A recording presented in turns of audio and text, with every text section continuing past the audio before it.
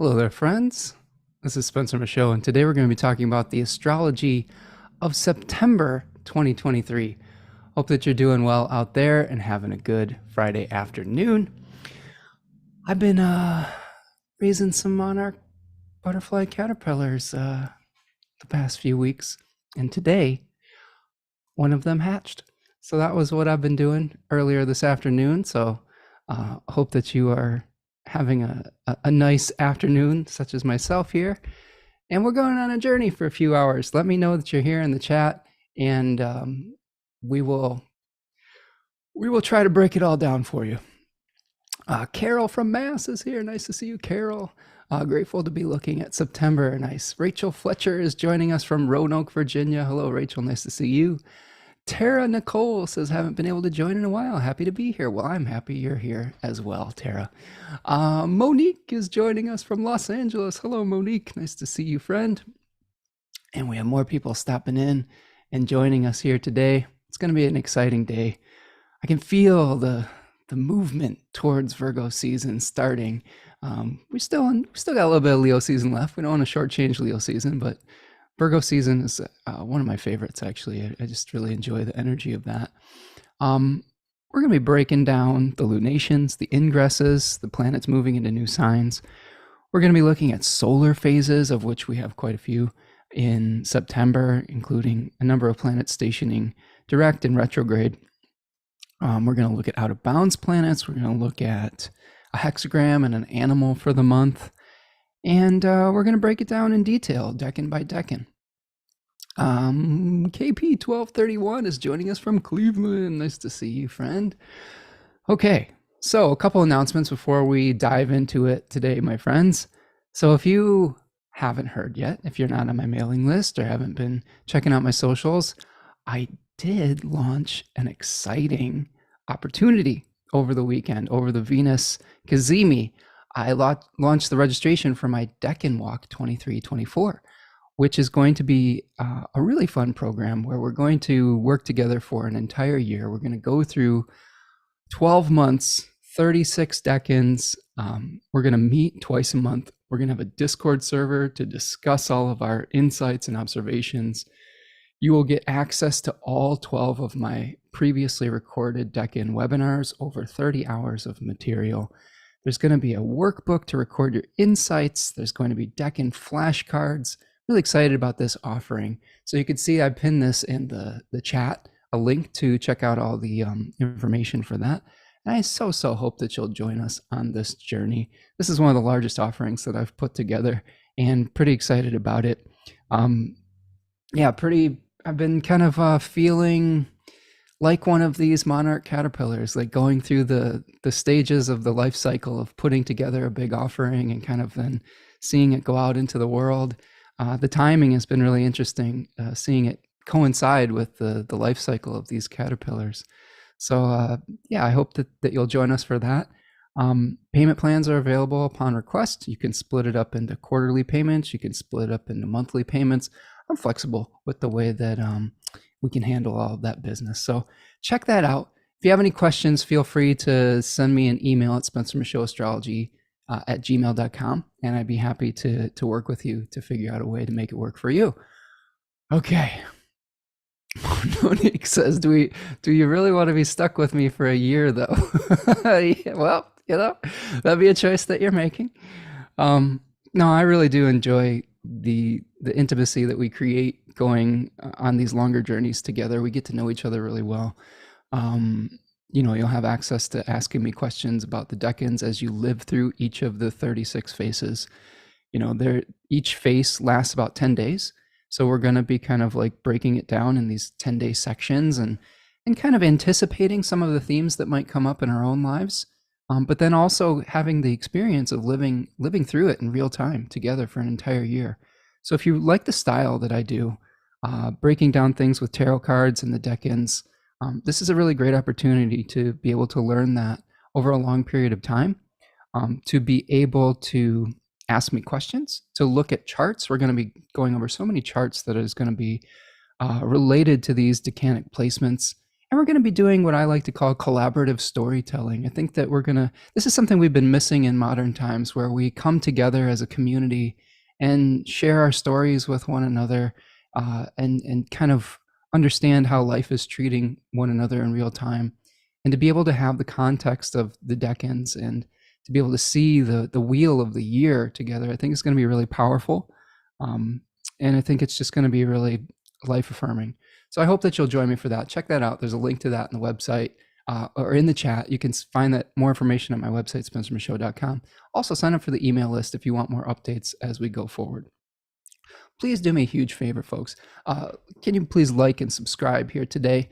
Like the video, subscribe to the channel, turn on the notification bell, and then you'll get all the juicy details as we move forward. That's going to be starting on October the 2nd. So you have a little bit of time to think about it, but you know, spots are limited. So we'll probably will cap it, maybe about 20, 25 people. So it'll be a small, intimate group. It's not going to be a huge group. So if you want to get on that, act today. All right, friends, more people are stopping in the chat. We've got Tammy Dollar stopping in from North Carolina. Hello, Tammy. Dawn is here from Mobile, Alabama. Callie is here from Ventura. Cookerzilla says, congrats on the Deccan offering. Thank you, my friend.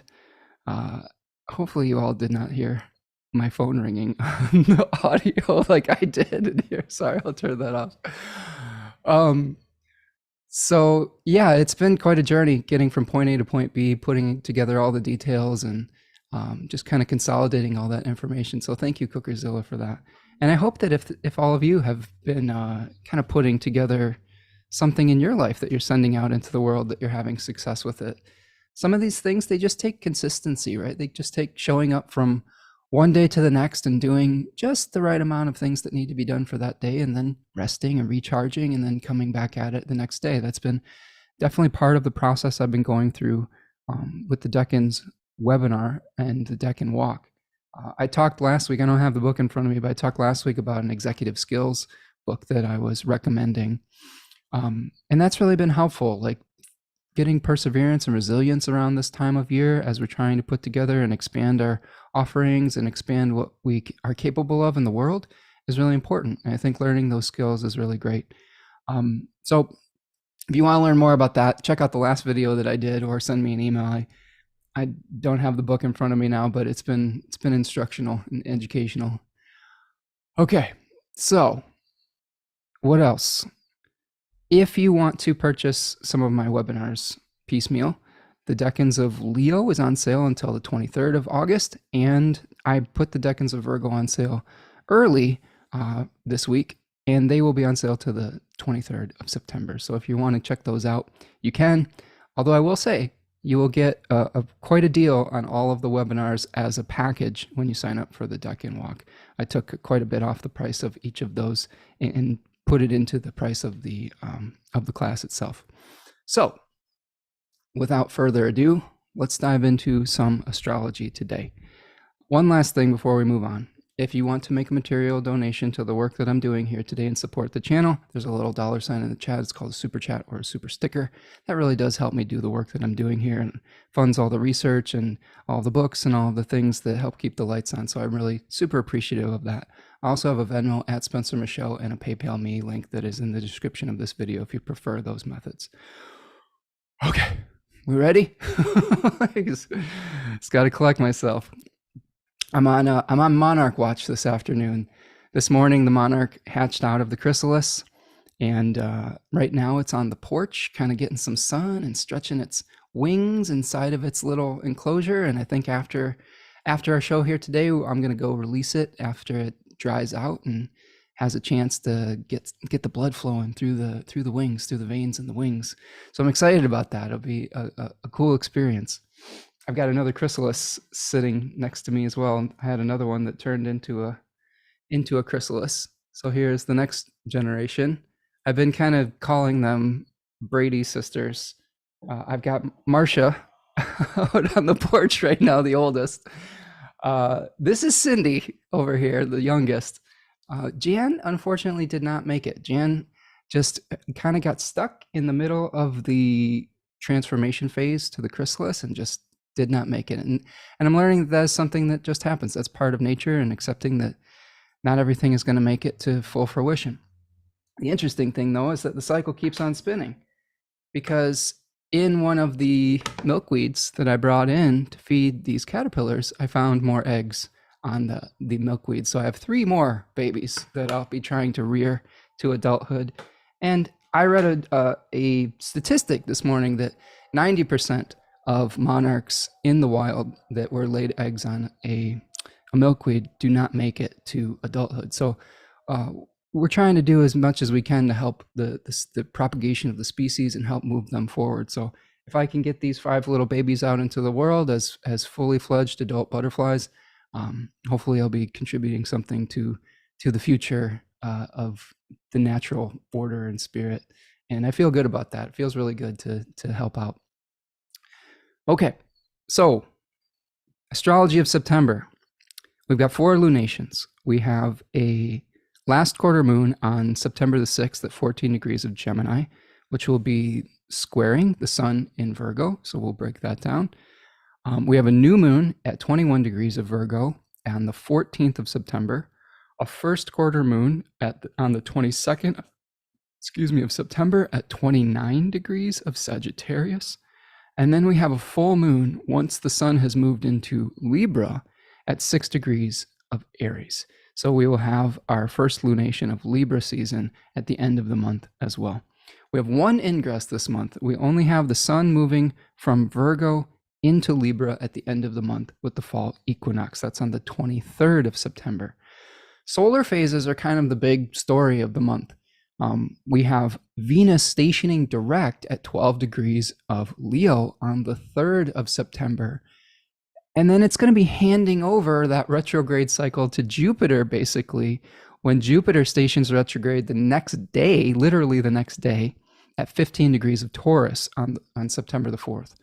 So we've been dealing with Venus retrograde challenges, and we'll be dealing with Jupiter retrograde issues moving forward, and we'll try to break that down for you.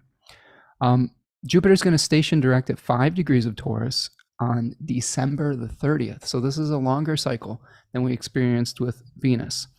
And these outer planets, they go retrograde for a decent portion of the year. So this is not something unusual. It may not even be as noticeable as something like a Venus or a Mercury retrograde, since those are considered somewhat more personal planets, but it may be more of a collective type of challenge.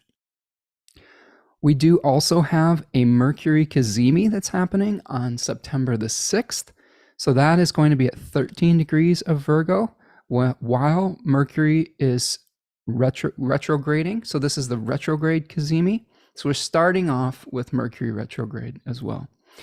I'm not as worried about this Mercury retrograde as sometimes we may be with other challenging cycles. Mercury has a lot of dignity right now, and this could be just a really great time to be able to review your process and the way that you bring things into fruition.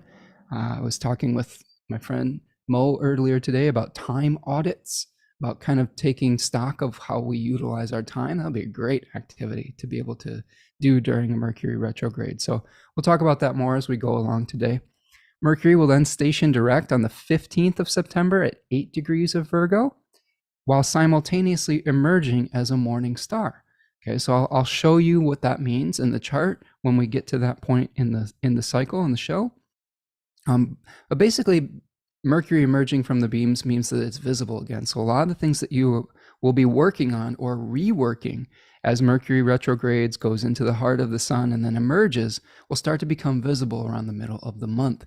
That's going to be very close to a fixed star called Thuban. So we'll talk about Thuban, which was the hoarding dragon. So there might be issues around that as we move forward.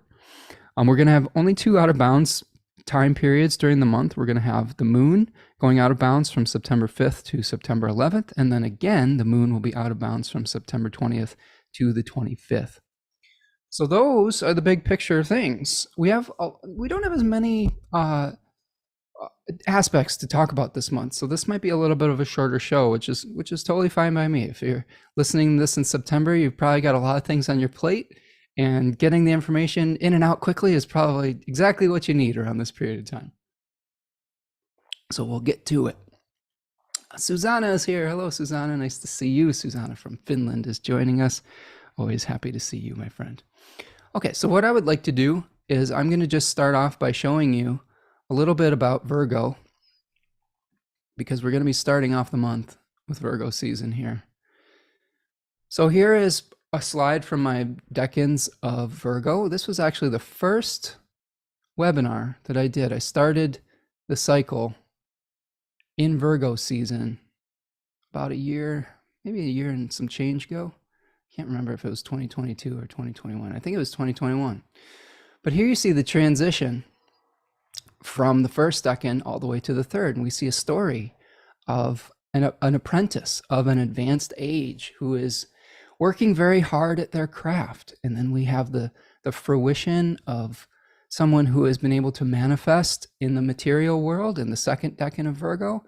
And then we have someone who's, maybe lived a life well lived and is thinking about the legacies that they're going to pass on to the next generation.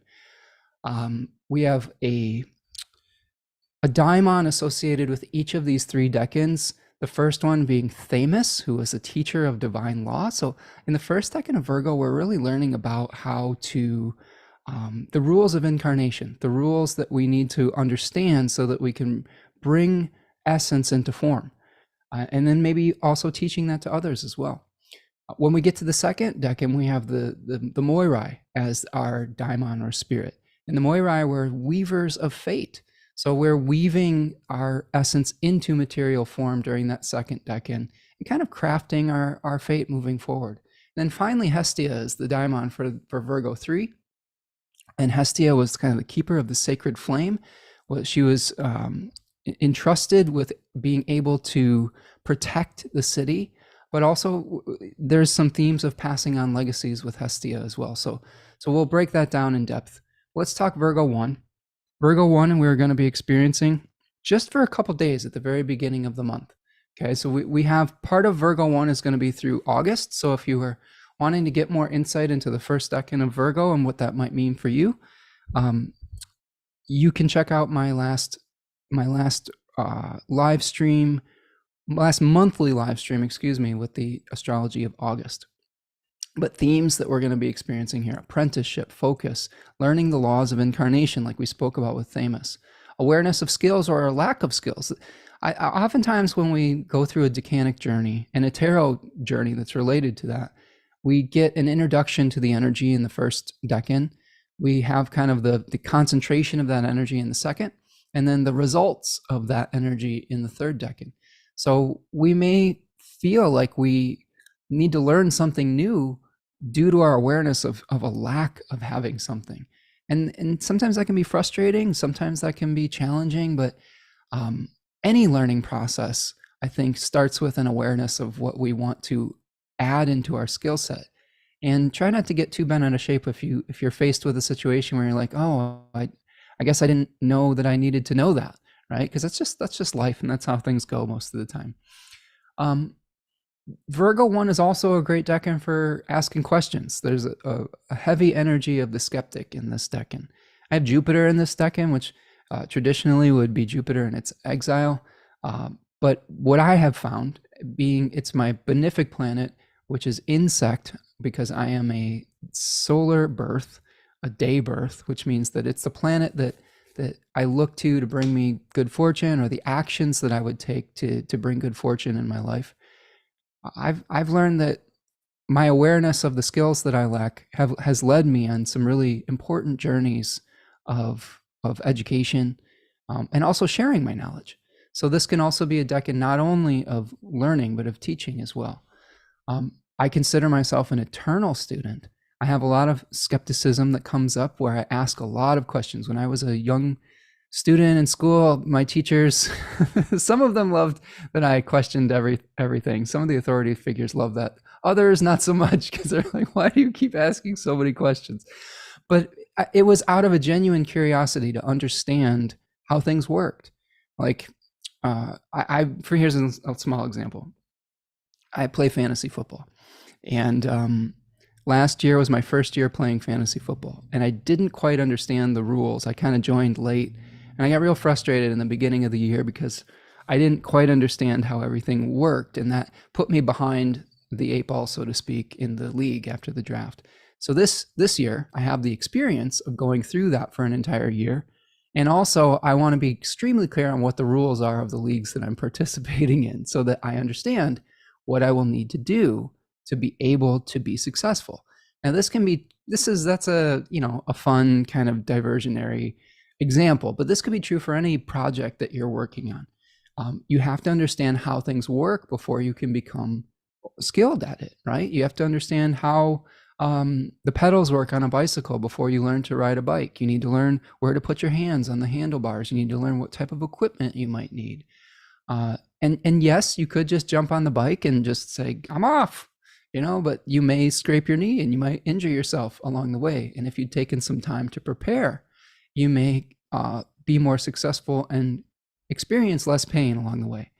I think that the opposite sign of Pisces is sometimes known for just jumping head first into the deep end and just like say, I know how to swim.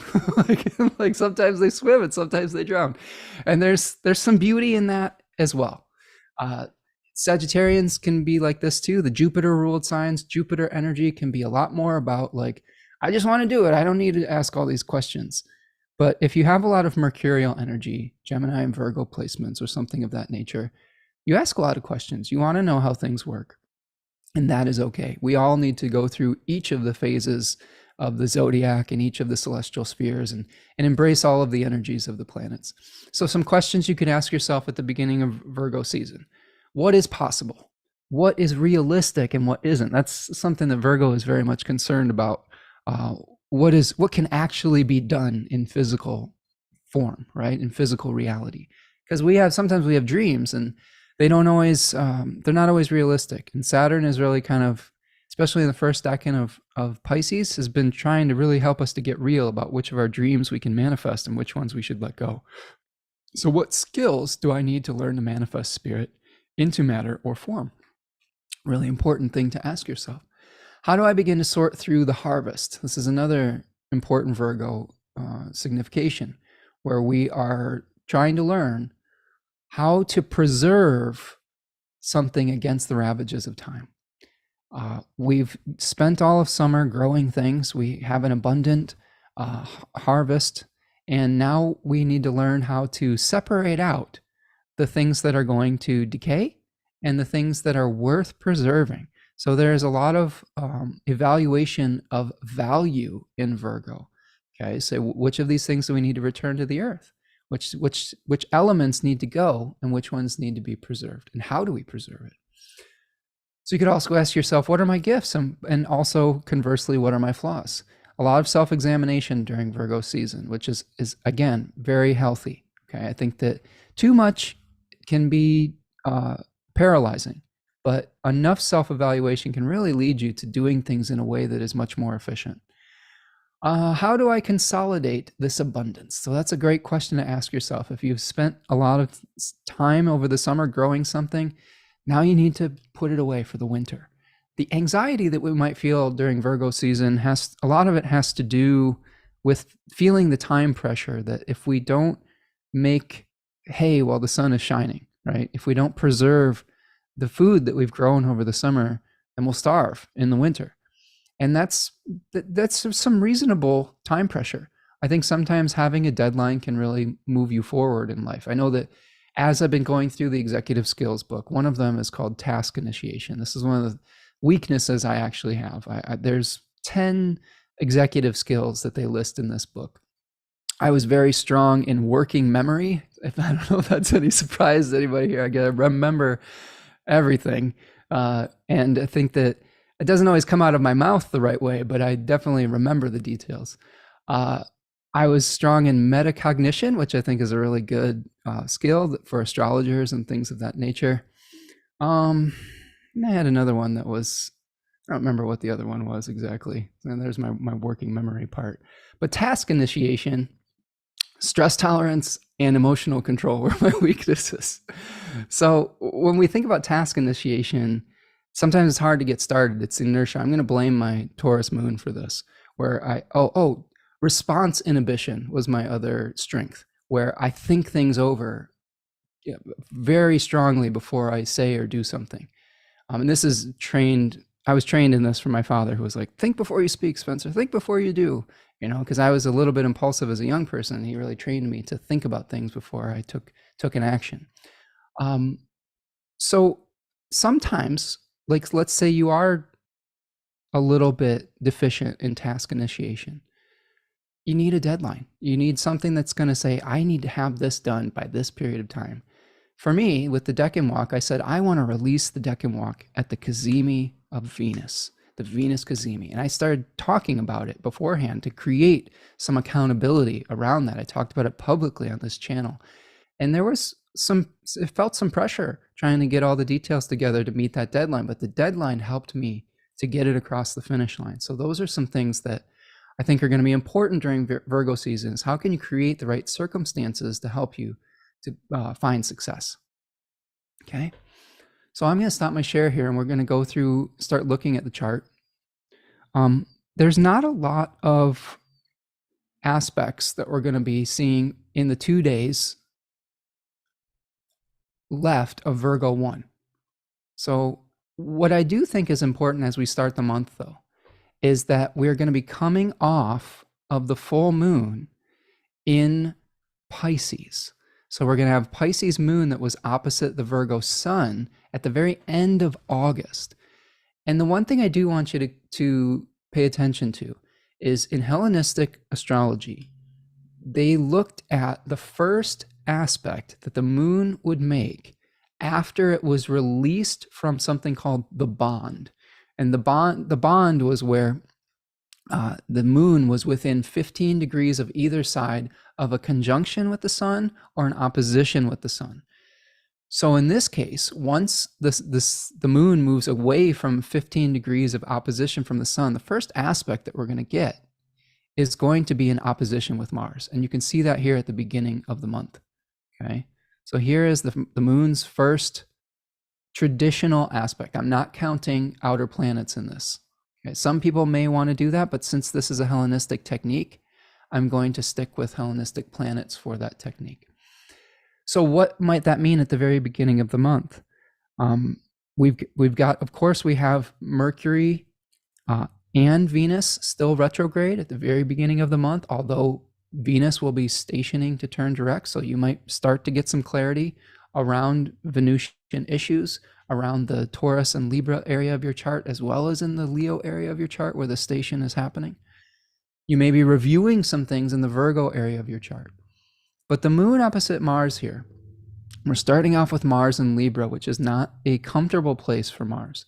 This is Mars in its exile. This is a Mars that instead of maybe being able to initiate projects with personal sovereignty, okay, like with under your own power, there may be some circumstances that you may be experiencing where you're having to make compromises with others before you can move forward.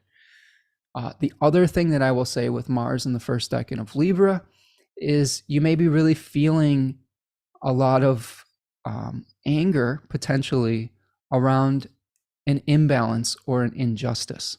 That first decan of Libra, as we will talk about at the end of the show today, because we are going to talk about Libra 1, it is related to an awareness of something that is out of balance potentially that you will need to do work to bring back into balance. So there's probably going to be an awareness of an imbalance at the beginning of the month.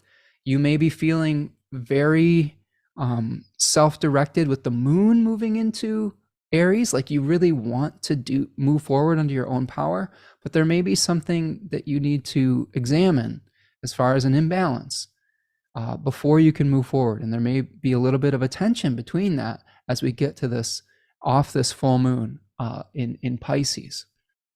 Okay, that full moon, a lot of the energy around that full moon was around the skills that you need to move forward, the form that something was taking, and the essence that you are trying to bring into physical reality with the moon in the first decan of Pisces. The moon was hanging out with Saturn in that particular place as well. So there may have been some reality checks that came at the end of August and into the beginning of September. Okay. So I think that my advice for just the first 2 days or so of the month is understand that your self-directed actions, your personal desires may run into a need to figure out how to harmonize. You may feel a little bit upset about an imbalance or something of that nature, and it might take some work to bring things back into equilibrium. But I wouldn't get too bent out of shape about that. Like, this is normal.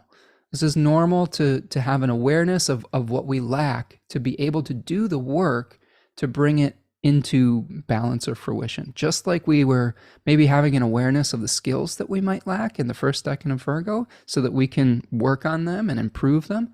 We may be aware of an imbalance in Libra, or we're starting to work towards compromises and balance contractual agreements, being able to manage our own peaceful center rather than always relying on external circumstances being perfect. Okay, these are all issues that will come up during Libra season. Okay, Sabrina Luna is here. Says, hey, I'll listen when I get home from work. Thanks. Nice to see you, Sabrina. Okay, so I'm going to go, that's our first 2 days or so of the month. So you can see if I go forward a day, then we'll be, continuing on with the Aries moon, and the moon's going to run into Chiron. So there might be some self-doubt that comes around your self-directed actions. It's going to hit the North Node around that period of time as well, maybe increasing your emotional relationship with somebody in your life potentially, or with your own body. This could be something that's related to the body as well, with the moon making those contacts. Okay, when we get to the third, the moon is going to be moving into Taurus, which is an improvement for the moon. That's the moon in its exaltation. And we're going to be seeing Venus stationing direct. Okay, so here is the direct motion of Venus. It's going to be happening, let's see what time of day it's going to happen. Let's look at it exactly. So about 9:20 p.m., okay, Eastern time. So later in the day, we're going to have Venus here stationing direct. So that whole day, Venus will be in what is called its phasis moment, which is a fancy word for an omen that speaks. So when we have a planet in phasis, when it's stationing retrograde or direct, or when it's doing a cazimi or emerging from the beams, those are all considered conditions of phasis. It is something where that planet's going to be speaking louder. So you could see Venus stationing direct, where you start to understand what you really love, what you really desire. You might start to understand parts of yourself that you really love, being in Leo here, understanding what your strengths are. And then, simultaneously, Jupiter is going to be stationing retrograde the next day. So your awareness of your values may cause you to reconsider some of the actions that you were taking in the Jupiter area that it's traveling through Taurus. So there may be something in the Taurus topic of your life in this random Aries rising chart. This would be in finances. So maybe realizing, here's just an example. Venus going direct in your 5th house, Aries rising, could cause you to understand what it is that you love, what it is that you want to be able to, seek pleasure from, or that you want to entertain yourself with. And that may cause a reevaluation of how you spend your money and how you budget your time and your resources with Jupiter stationing retrograde in your 2nd house. So that's just like an example of how those two topics are going to be connected. So I want you to look at your own chart and see which of those topics are connected. And the impetus of Venus moving forward is also going to be having an effect on the actions that you might take with Jupiter turning retrograde. This is also important because Venus is the host of Jupiter during the beginning of this retrograde as well. So the realizations that we get at the phasis moment of Venus moving direct will have direct repercussions on how we're going to take actions that could possibly bring us honor and merit with Jupiter. It may cause a shift in our belief systems as well with Jupiter stationing retrograde. I'm going to stop the share for a second, and I'm going to pull up the Deccan's webinar again because I want to show you a little bit about Virgo too. So this is just some of my slides from the Virgo webinar. And again, you will have access to all of these webinars if you sign up for the Deccan Walk. If you already have some of them, send me an email and we can work out a different price that takes into account that you already have those Deccan webinars. So there can be adjustments made if you already have those, but they are required for the course. They're going to be a big part of our learning experience. Okay, Virgo 2, enclosing spirit into matter, the Moirai, right? Process and production, binding essence into matter, unification, beauty, and balance through hard, dirty work. Austin Coppock talks a lot about Hephaestus in his chapter in 36 Faces. So Hephaestus, of course, was the blacksmith in Greek mythology, who, ironically enough, was the consort or husband of Aphrodite. So sometimes when we're trying to create something beautiful, we need to have, the work ethic to bring it into fruition and into reality. So there, oftentimes, clients that I've had with prominent placements in the second decan of Virgo are extremely hard workers who may also not really mind some of the solitude that comes with being completely absorbed in their creative process. So we may be feeling a little bit of solitude around this period of time, but we may not be too bent out of shape about it, right? Of course, there are exceptions to this. This is a Venus-ruled decan. The first decan of Virgo was solar-ruled. So we have a clarity energy with the first decan, and here we're trying to bring things together, right? Essence and matter. So unification, beauty, and balance through hard, dirty work. Concealment, behind the scenes labor, right? So this is all the work that you're doing that not everyone's going to see. Craftsmen spend a lot of time in their workshop. I spend a lot of time studying. People don't always see me out in the world, and that's choice. And like, for example, we have another friend of the show, Janet Goodspeed, who spends a lot of time in her workshop, I imagine, just kind of grinding away at her tarot talismans, which are really cool. So during this process, when you're workshopping something, when you're trying to bring something into reality, it's important to weed out some of those inefficiencies in the process. We're always going to run into some things that we thought would work, but then don't. And our resiliency and our ability to be flexible, this is a mutable sign, is going to help us get to the other side of having a fully realized creation. So you could see in this card that this figure, who is wealthy, right? This is a wealthy figure who is in a lush garden, who is holding a falcon. And this falcon is representative of the types of challenges that we may face, where we have to use our discernment to be able to take out certain parts that might threaten the completion of our project. So this falcon could be weeding out vermin that could threaten the lushness of this garden. So some things to consider with this. So solitude and self-reliance are important in this decan as well. Although, like I said, there is some loneliness inherent within it. It's a Venus-ruled decan in Virgo. So think about it. You can almost think about it like Venus in Virgo, okay, which is Venus in its fall as well. So there's a little bit of challenges, a little bit of awkwardness within that, because I would say that if you have prominent placements in this decan, I think that you may be an amazing artist, and this is not a universal, okay? Like there are exceptions to all of this, but I'm sure that I've seen some clients that, especially with Venus and Virgo, who are amazing artists, but they have some loneliness in their life, and some of them wish for an easier go at partnerships. Others of them are completely comfortable with that solitude. So it varies based on your temperament. Callie says, does the second decan start at 10 or 11? I think 10 degrees. right when it switches over to 10 degrees is when I consider it the second decan. Questions. How does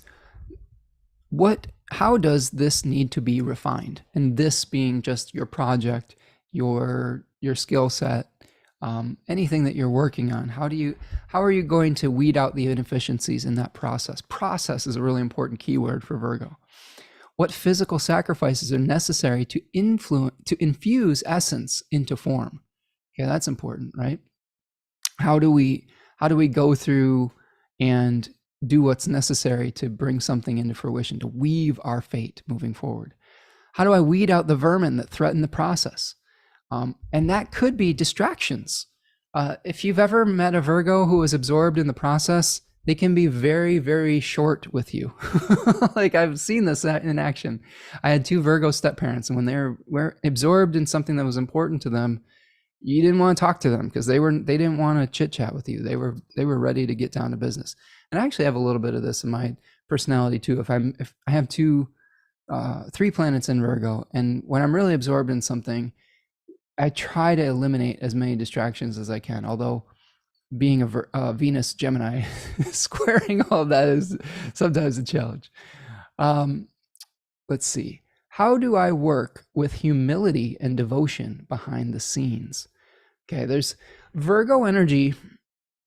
A lot of the times Virgo people will be the glue that holds things together, but they don't always get the credit for what they've done. There is a transition from Leo to Virgo where the work itself becomes a lot more important than the glorification for the work. And I think that's a really important transition from Leo to Virgo, is it's not really about the applause anymore, which sometimes it can be with Leo placements. It's more about, is the work done right? Okay, so getting it right versus getting, the feedback and the I don't know, the parade for what you've done becomes less important during Virgo season. That stuff doesn't matter anymore. Okay, is it done correctly to the standard that has been set or that is expected? How do I delay gratification until the work is done? Ooh, that's a good one. Like working with time. When we feel that time pressure, we may have to give up some things that we would normally seek as playful distractions to do something important that is time sensitive. So like, instead of going and, lazing around on the beach in Virgo season, you may feel like, if you were like a farmer, you'd be like, oh shit, I need to go can some tomatoes so that they don't go bad. Because you have a very small window when you're harvesting. If any of you have ever done work growing your own food, you could find yourself with like bushels and bushels of tomatoes, and you wait too long to preserve them, you could lose the entire harvest, the entire yield. So there is time pressure that comes within that. There's also a perfect moment to pick something off the vine too, and this is also associated with Virgos. When is the right moment to harvest something as well? Okay, Smile is here. Nice to see you, Smile. Hi. Long time, so glad I made it to live. Hope you're well. Hello, I'm doing okay. Yes, for sure. Okay. And then finally, how do I create space in my life to focus on the project at hand? This goes along with time management. This is also an important time to communicate to the people in your life, your friends, your family, your kids, that you need some space to get something done. That's often the hardest thing to do when you're trying to learn something new or bring something into reality, is having the people around you, the most important people, respect that time and that space. I ran into this a lot when I taught guitar. I used to teach guitar classes at community education centers, like adult rec and ed type of stuff. And one of the biggest conversations we had was, how can you get time to practice that's uninterrupted? And how can you get the support from your partner or your family to give you that space that you need? And especially the space that you need to make mistakes. Because oftentimes when I was teaching adults an instrument, they were so embarrassed to like bother anybody with the mistakes that they were making that they just never practiced. And I would tell them, you need to have if someone loves you, you need to have a conversation with them and say, look, I need this space, this time, And it might not sound good. It might not look good at first, but I need you to have some patience with me around this. And that's the space I need to get better at this. And sometimes that never even occurred to them to have that conversation with their loved ones. And if your loved one can't give you that, there may be some other issues in your life that you may have to examine within your relationship.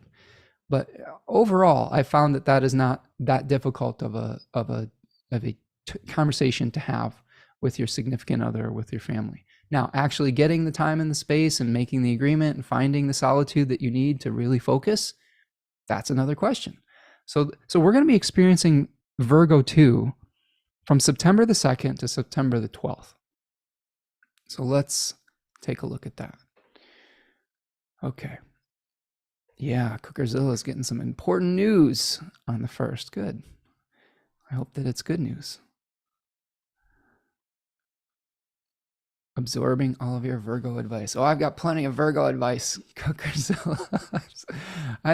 As much as I relate to the Cancer Sun archetype, the Taurus Moon archetype, and my Leo Ascendant archetype, I really do resonate with the Virgo stories. Having 3 planets there, the most concentrated area of my chart is actually Virgo, with Jupiter, Saturn, and Mars all in various decans of Virgo. Jupiter in the 1st decan, and Mars and Saturn in the 3rd. So yes, it is it's Virgo. It's a Virgo energy around here.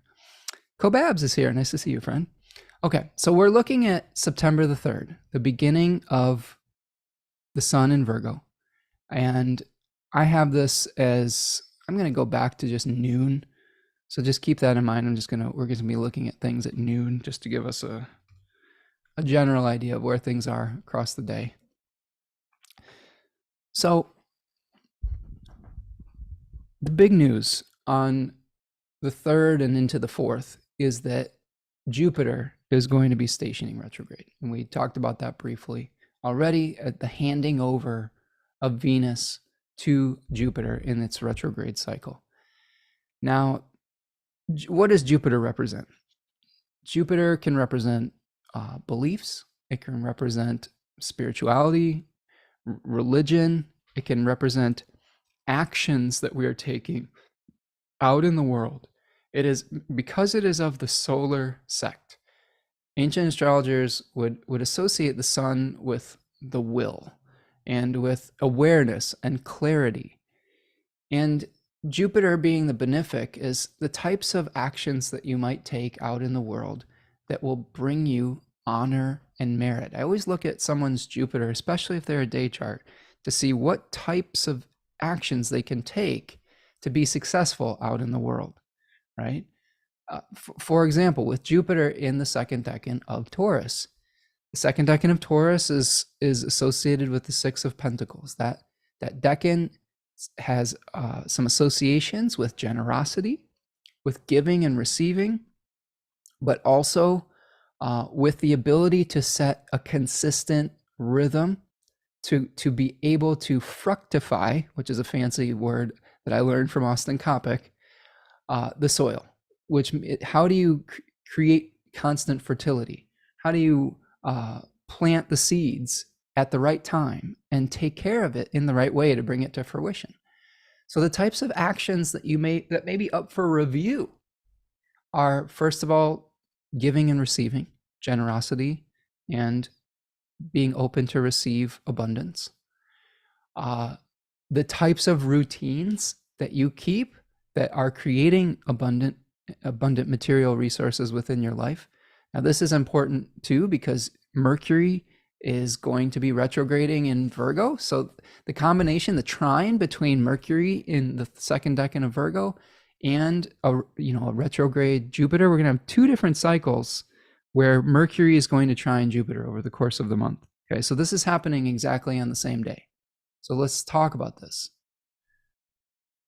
So this is going to be September the 4th, roughly. So I can go forward another day if you want here. Okay, so here is the retrograde of Jupiter is beginning. Okay, and we have a trine that's going to be perfecting from Mercury retrograde to Jupiter at roughly 15 degrees of Taurus and Virgo, respectively. So as you examine the ways that you either give or receive abundance, or the ways that you set up your daily habits and routines, all of those things are going to be up for reevaluation as Mercury is retrograding as well. But the good news is that Mercury retrogrades in Virgo, I think, are some of the most productive Mercury retrogrades we can probably experience. Mercury's in really good shape. You have a really good sense of discrimination. And I mean that in the most positive sense. You're able to separate fact from fiction. You're able to separate out what is helping you on your journey and what may be getting in the way. And Mercury retrograde is a great time to reevaluate time management, right? Like, what are the routines that you're doing that are either getting in the way of your success, or that the things that are really working well? And I would encourage you to not just identify the things that aren't working. Give yourself some credit for the things that you do well also. You don't want to be too hard on yourself. You want to be balanced between being objective about your weaknesses, but also identifying your strengths. This is another kind of secret signification of Virgo. It's not just about finding flaws. Virgo energy is about identifying something of value as well, in my humble opinion. Welcoming Maggie to the broadcast today. Hello, Maggie from Nagadoches, Texas. I hope I always get that. I wonder if I'm getting that one right. Nagadoches. Nagadoches. Is the G silent? Well, welcome, Maggie, either way. Maggie's my ascending degree buddy. Hope you're doing well out there, my Leo rising friend. Okay. So, yeah, I'm kind of excited for Mercury retrogrades in Virgo, and seeing what is going to work and what isn't. So the other thing to keep in mind as we experience the Jupiter retrograde cycle, a couple dates for you to keep in mind. There's going to be a pretty important opposition for Jupiter on the 28th of October with Mercury and Mars in Scorpio, 11 degrees of Scorpio, opposing Jupiter at 11 degrees of Taurus. So keep that one on your radar, especially if you have personal planets around those degrees, because there could be some tension around that period of time. There could be something where you're really trying to figure out how your daily routines and habits are affecting your relationships as well, because that second decan of Scorpio is really about deeply bonded and intermeshed relationships where we're kind of exchanging energy with someone else and trying to understand if that exchange is healthy or if it is a toxic relationship. We'll also be seeing an opposition between the Sun and Jupiter on November the 3rd at 10 degrees of Scorpio and Taurus, respectively. So that last week of October, first week of November will be really important for the Jupiter retrograde cycle. And then finally, Jupiter is going to station direct at 5 degrees of Taurus on December the 30th. So that's kind of your timeline with the major hits as I see it. There's going to be other small aspects to Jupiter along the way, but those are going to be maybe the peaks of that cycle, in my opinion. The Jupiter trine with Mercury retrograde, Jupiter is going to trine Mercury retrograde before it stations retrograde. Okay, so this is the direct motion as it's stationing to a halt and then trining a retrograde Mercury. And then when we get to the 25th of September, Mercury in its direct phase is going to trine Jupiter in its retrograde phase again. So if things didn't work out in the beginning of the month, or if you identified some of the challenges, like the time management challenges, the way that you set your day up or your routines, you'll have another opportunity for almost like a progress report at the end of the month. I'm just like looking at this time and this is going to sound silly, but this week is going to be the kind of the beginning of the football season. And I have committed to being in not one, but potentially 2 fantasy football leagues. And I've been working really hard at my craft with my tarot and astrology reading and things of that nature. But at the beginning of the fantasy football season, I'm going to have to work really hard to be able to set healthy boundaries and limits on my intellectual and emotional investment in an entertainment type of diversion. Because last year, I don't do anything kind of like casually. It's just really not, I'm not hardwired that way. For me, I want to know every single detail about every project that I'm doing. And I think I'm really going to be tested on that over the course of this beginning of the month of September. I'm telling myself now that I'm going to limit the time that I allow myself to do something fun and diversionary, so that I have enough time to work on my responsibilities, that the work that I love to do, but that I've also committed to do. So those are things to think about as well. Like there may be something where you are trying to find a balance between the work that is necessary to like support yourself and the work that you do for your job, and maybe the things that you find fun, right? I don't begrudge anybody having fun. I think that it's really important for us to take a break from all the seriousness of the things that we do in the world. But the important thing is, how do you set healthy boundaries on your time so that something fun doesn't become something toxic over time? Like I will admit, friends, last year I struggled a little bit at various times in the football season, because I would lay awake at night being like, should I start this person like you have to make choices about which players you play on certain days. And my uber analytical brain was just like analyzing things from like every single angle. And my friends have been telling me this year, like, just relax. You have some experience this year. You know how it works. Have fun with it. All right. So that's my advice to you and to my future self. Have fun with the diversionary thing. Try to do it in a way that is supplemental and complementary to what you are doing otherwise. That's your more quote unquote serious work, without it becoming something that takes over your life. And the way that I'm making that agreement with myself is, I think that I also enjoy doing what is called a time audit. All right, a time audit can be where you actually examine what you are doing with your day. It's, instead of making a schedule for your day, you just record what you actually do over the course of the day. Mercury retrograde would be an excellent time for that. So let's say you have a diversionary thing that you want to do. You could limit yourself to doing that for half an hour a day or an hour a day if that's what you want to build into your schedule. But that's it. And you can hold yourself accountable by stopping when that timer is done, right? Because if you go over, you're just not going to trust yourself to do something. This was something that I talked a lot about with creativity in my songwriting classes as well. I encouraged people to do writing exercises for 10 minutes. It was something, what was it called? It was from a Berkeley School of Music writing exercise from, well, I'm looking at my shelf for the book. The book escapes me right now. Writing Better Lyrics by Pat Pattison. And there was a writing exercise where you wrote for 10 minutes using your sensory information, but you stopped. You had to stop when the timer went off. And what you're doing is you're training yourself to click into action and to only go for that period of time, so that your brain is trained to really get moving when you start the timer. You also want to stop, because you may have extra ideas and you may be like, oh, I have extra ideas, or I have extra things I want to do with my pleasure time, right? But when you stop, what you're doing is you're telling yourself that it's okay to engage with that activity, because you're not going to lose yourself in it. Oftentimes when we're creatives, we're afraid of sitting down to create because we will lose all sense of time and space. I used to do this a lot.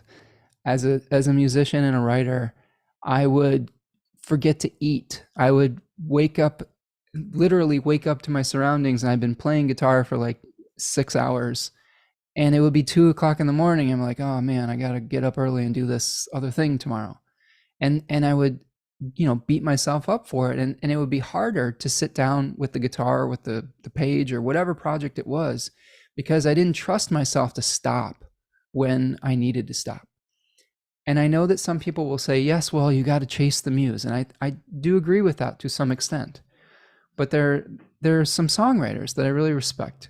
One of them was Richard Rodgers, who was of the Rodgers and Hammerstein fame, who basically had 2 hours every morning where he had a family. Like, this was always the complaint I got in songwriting. Oh, I got a family, I got all these responsibilities, I got a full-time job. And I understand that. But he said, I have 2 hours every morning. And he was a professional musician. That was his job. And he said, I need my family and his 2 kids to leave me alone during that 2 hours. And he sat at the piano, no matter what, every single day, he would sit there. And even if you don't have something, the next great American song coming out of you, if, like The Sound of Music isn't coming out of you, for example, you are still training yourself to trust that you will show up. You're communicating to the muse that you are a reliable person that will show up and that is worthy of receiving the inspiration at that moment. It's a really powerful technique. Neil Young's the other artist I was thinking of. He wrote 1,000 songs for every 10 that made it to an album, basically. He would write about anything. He would write about his meal that he had that day, or he'd write about how, his sitting on the can for the day or something. Like, it didn't matter. And, a lot of those songs weren't good, but when he got something good, like, it was really good. And he had a lot more, darts to be able to hit the bullseye. So I would encourage you during this period of time, Jupiter retrograde, Mercury retrograde, set limits with your time, audit your time, show up for the muse regularly, but set a limit on it as well. Because having a healthy balance in life is going to help you to produce higher quality work more consistently, okay? More consistently. And I think that the more consistent you can be as an artist, as a person, the more chances you have for success, in my opinion. Okay, so that's the trine between Mercury and Jupiter, which I think can be very productive and very instructive. So we move forward to the 5th. So we go to the 5th, and really the aspect that we have on the 5th that we're looking out for, or the condition that we have, is just the moon's going to be out of bounds starting on September the 5th until September the 11th for roughly 6 days.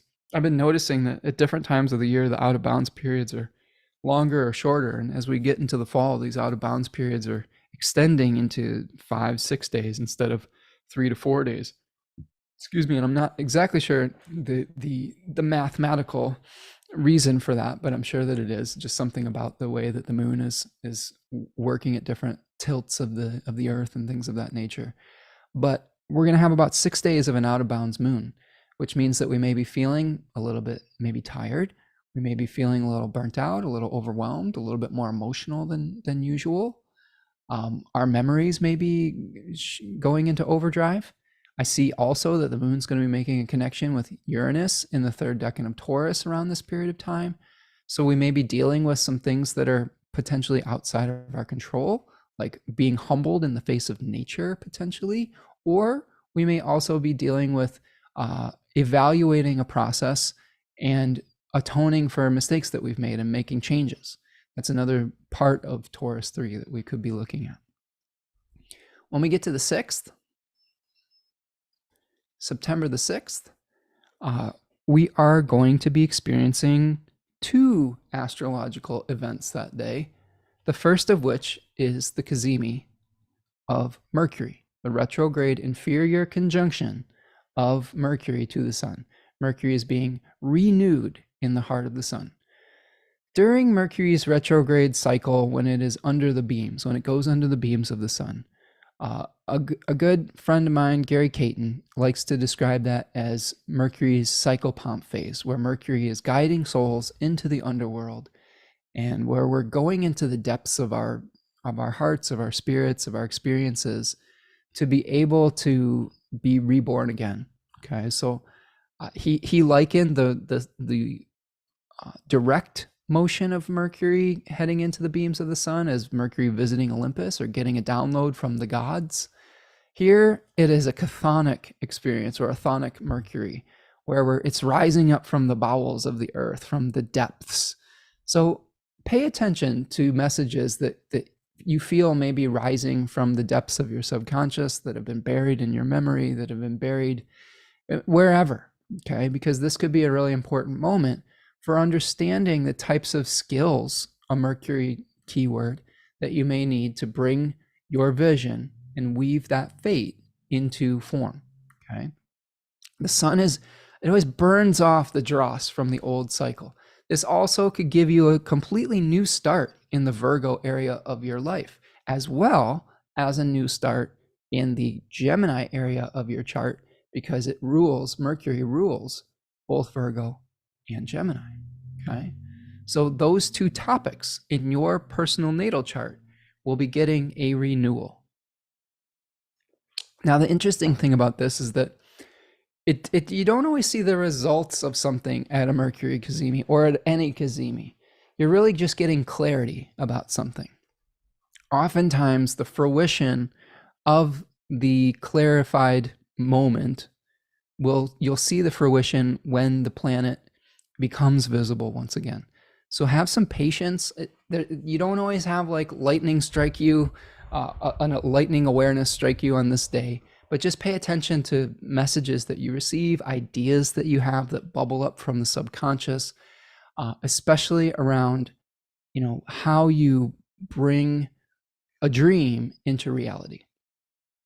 Okay, the other experience we're having does have to do with Gemini.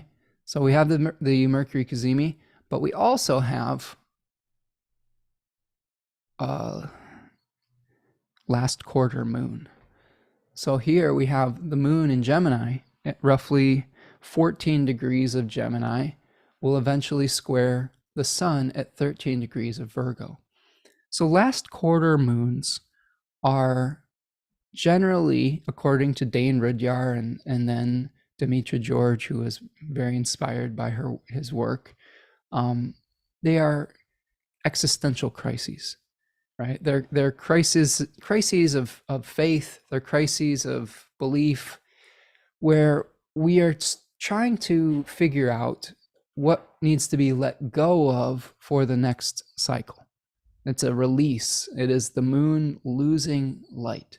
So you may have some realization at this Mercury cazimi of something that you need to let go of. All right. Maybe it's a set of distractions that you realize that you need to let go of, especially with the moon in Gemini. There could be something where you are just overthinking a process completely.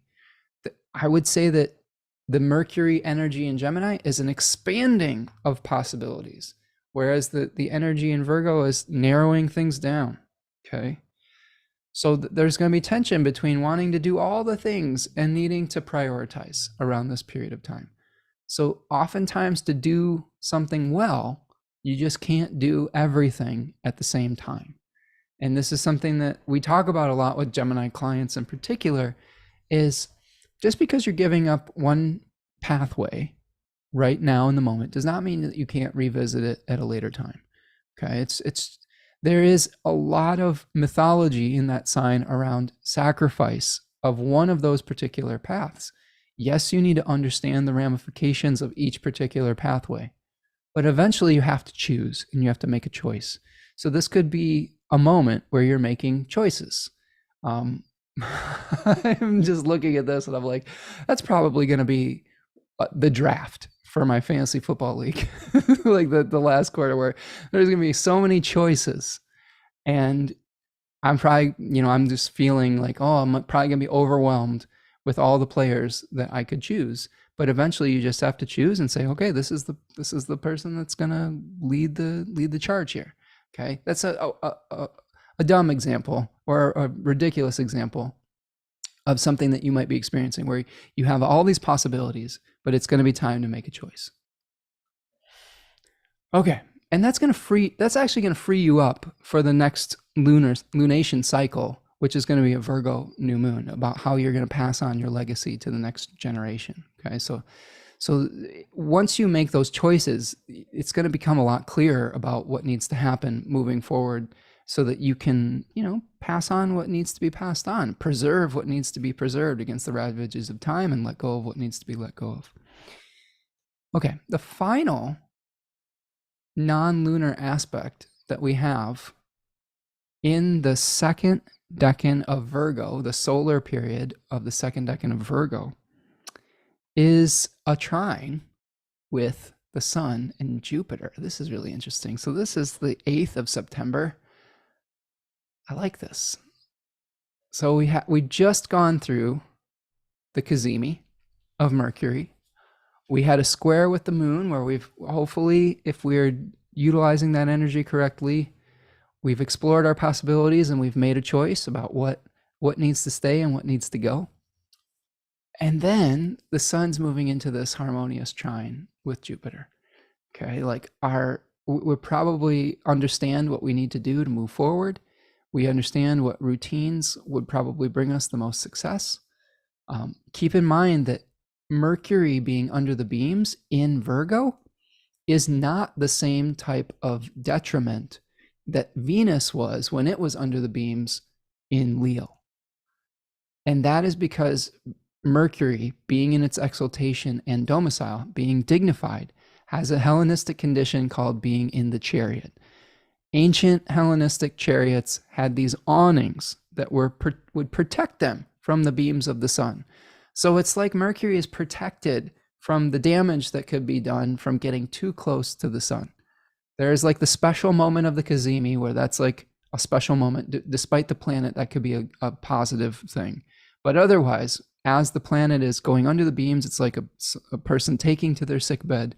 And when they're rising up, it's like the person rising from the sick bed. And the significations of that planet can be inhibited for a period of time, but not necessarily so with Mercury in Virgo in particular.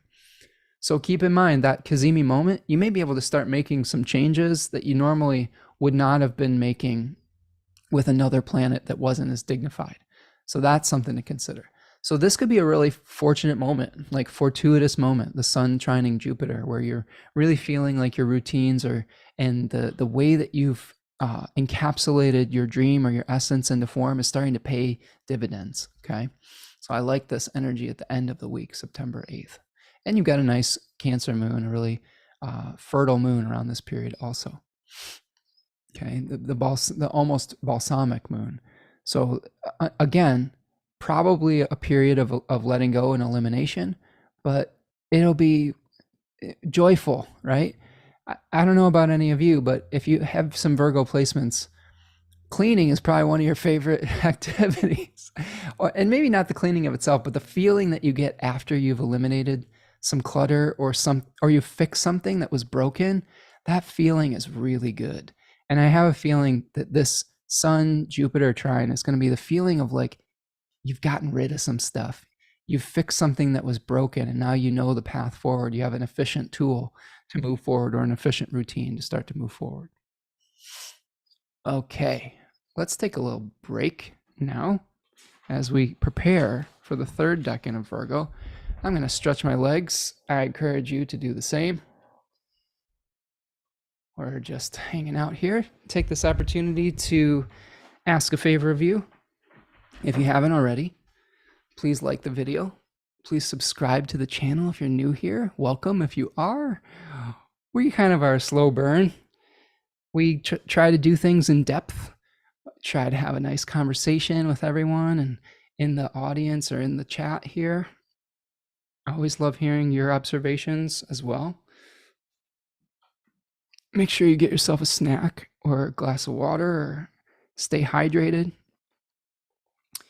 Take this opportunity also, if you weren't here at the beginning, to share that my Deccan walk is now available for registration.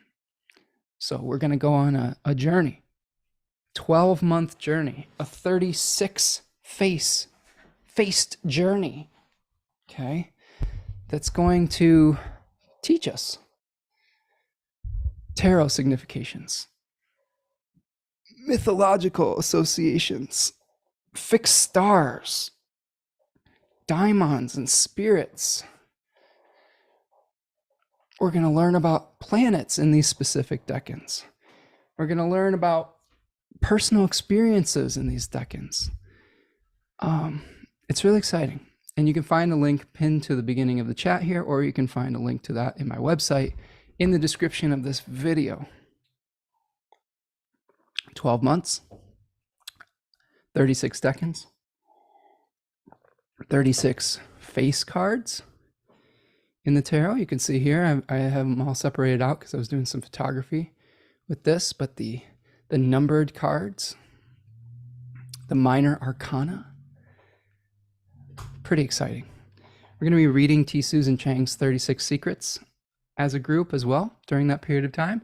If Austin Coppock's 36 Faces is out, we will be utilizing that as a text as well. If it isn't, then we will, I'll do my best to summarize, but we'll just have to wait. Let's see what else. Dawn says, my Virgo midheaven loves to clean when I'm stressed out or upset. Yeah.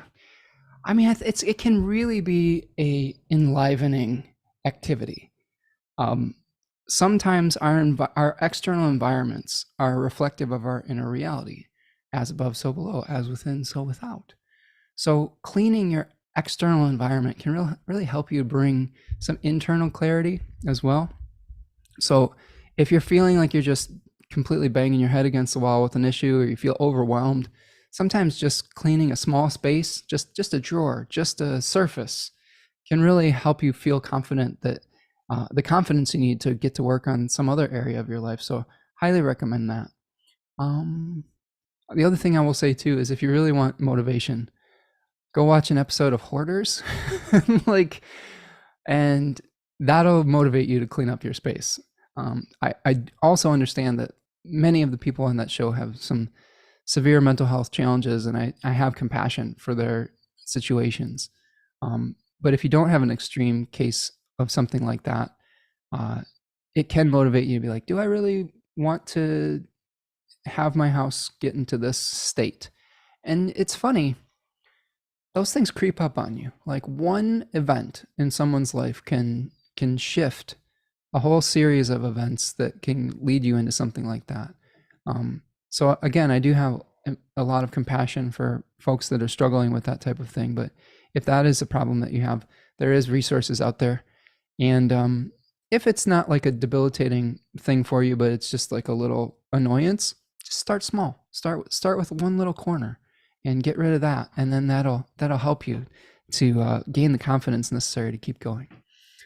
Monique says, I only have a part of fortune in Virgo, but my Mercury in the 4th likes a tidy home. Yeah.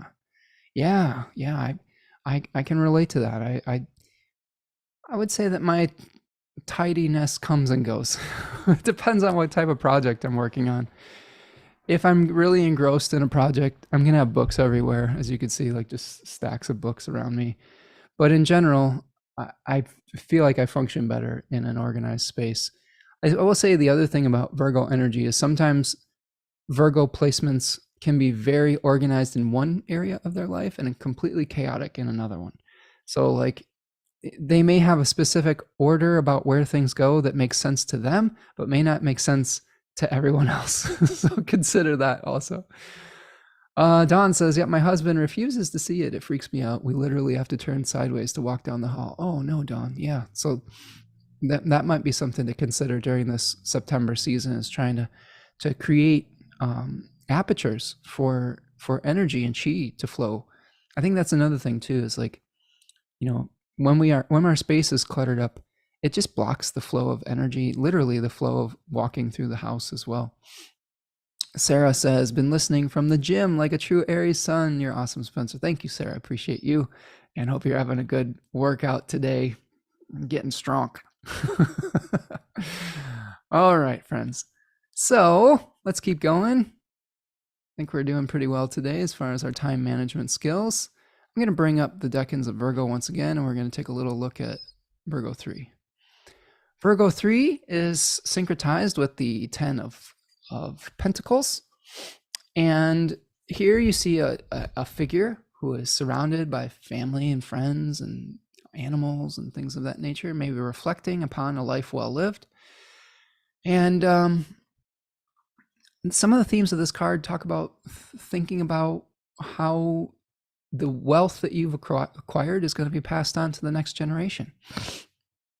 So passing on a legacy, heirlooms and wisdom are something we consider with this. Preservation and decay, that's important. Order versus entropy. So things that are alive have cells that are ordered and that are organized and are held together by certain forces.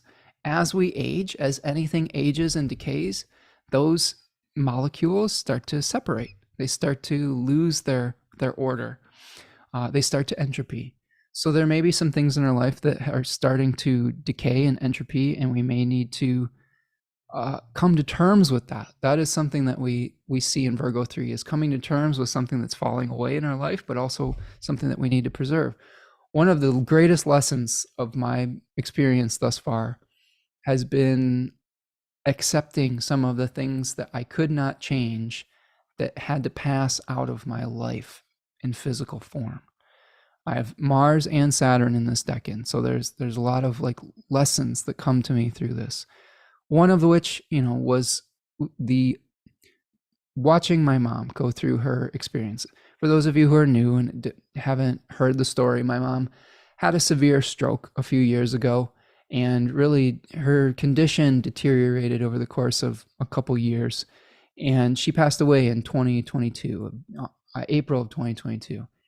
And it was a very difficult experience watching her body just not function the way that it normally could. And to be honest with you, her brain too. She's a very sharp, witty woman before her stroke, and she had her moments afterwards as well.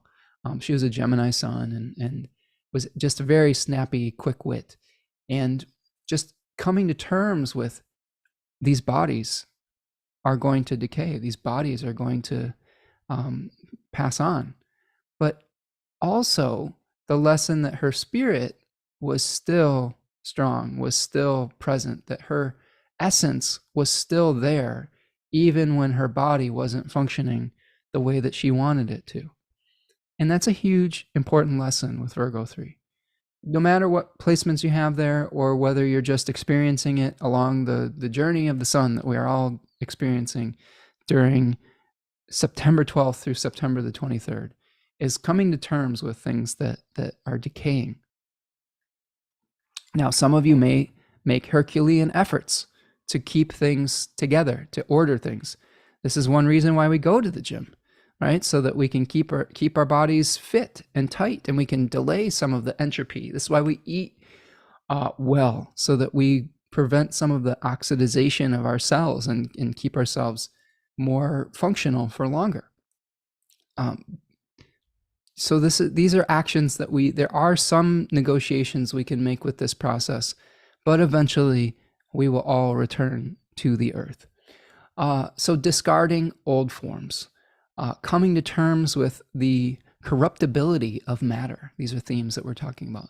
The end of a material process. You may be seeing the results of a project that you have been working long and hard on throughout the summer. This is the end of the summer as well, where we're seeing a shift from the summer energy to the fall. We're seeing a shift from the dominance of the daylight to the equality at the equinox, and then the rise, of the night. So questions to ask yourself, and thank you, Michelle, for the super sticker. I appreciate you and your support, and I see you every week, and I really appreciate your generosity, my friend. So questions you can ask yourself during Virgo 3 season. What is worth preserving? What should be discarded? Okay, what should be preserved, right? How do we bring this process to a completion? There's going to be things where you're just like, that's good enough, it's done, let's go. Instead of continually refining something, you got to know when to let go, when enough is enough. Okay, what legacy will you leave for future generations? Okay, this is another secret signification that we don't always hear with Virgo, is that there is a drive in Virgo placements to leave something meaningful behind, whether it's a physical thing or whether it's a book or an idea or a legacy That is a driving motivation for a lot of people who have Virgo placements.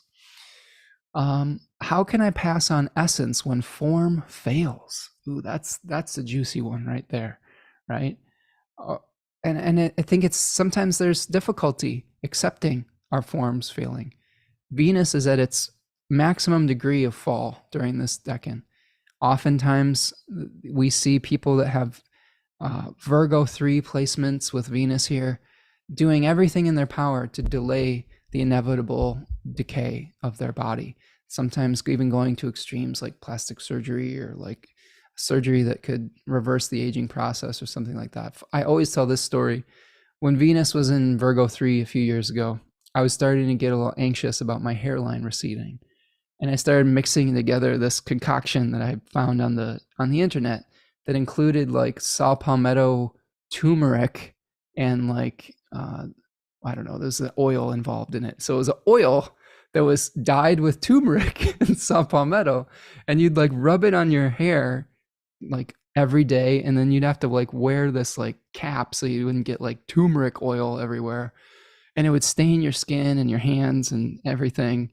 And I did it for like a day or two, and then I was like, what am I doing? This is not worth it.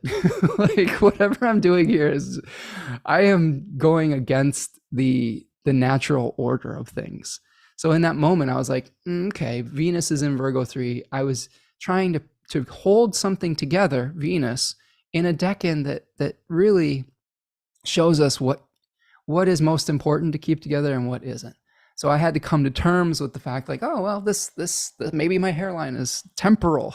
Like, so, and as a Leo rising, that is, that can be a little bit anxiety producing. But at the end of the day, it's just hair.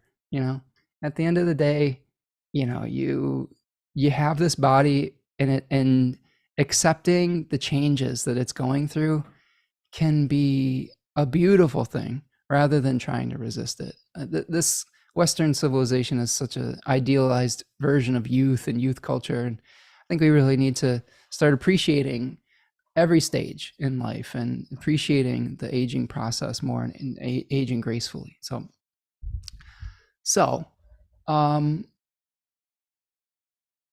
Yeah, and also the value of things, right? So what is really of value?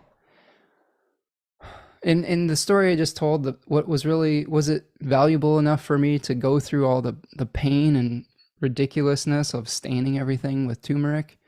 No, it wasn't. It wasn't.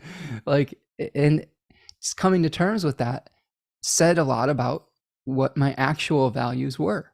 So think about this at the third decan of Virgos. What do you really value? Michelle says, as a Virgo sun and Capricorn rising, I'm so attuned to my body's needs. I wish I could be bad with eating sometimes, but my body punishes me. Yeah, I hear that, Michelle. I am similar. I have a Taurus moon, and I love to eat. I love food. I'm partnered up with an amazing chef who is an amazing cook who cooks really rich food. But my body is starting to be like, I can't eat that anymore. I can't eat this particular type of food. I can't really eat gluten, or sugar really messes with me too. So those two things, my body just does not allow me to do. And it sounds like you have a sensitivity to certain things also. And that's where,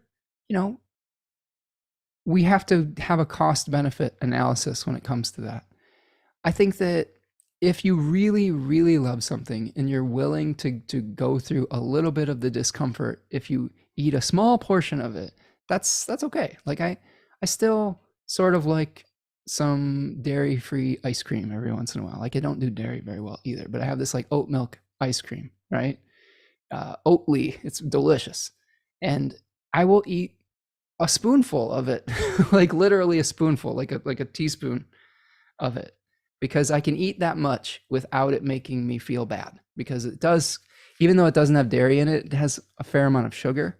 So I feel the sugar part of it just as much as I do something else. And I don't really do sugar replacement stuff like stevia and stuff like that. That stuff doesn't make my body feel good either. But there are some times where I'm like, you know what? I need to be at my complete best tomorrow. And I know that I can't eat this thing today. right?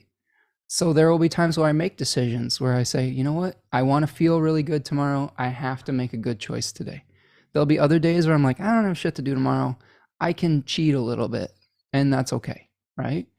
So moderation, I think, is the key with this. If you have a severe allergy or if you just feel crap all the time when you eat something, it's okay to let it go. Your palate will change. I take a lot of joy. I'll say this is the thing.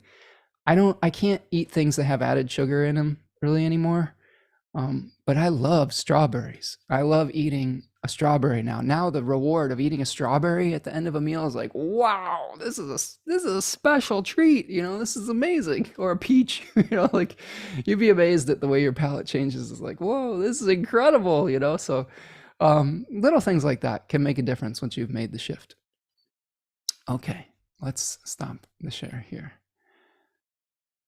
Dawn says, I keep trying with steak and potato, but the migraines just aren't worth it anymore. But if I were my last meal, I'd eat the entire side of beef. Yeah, see, Dawn, I mean, it's all, again, cost benefit analysis.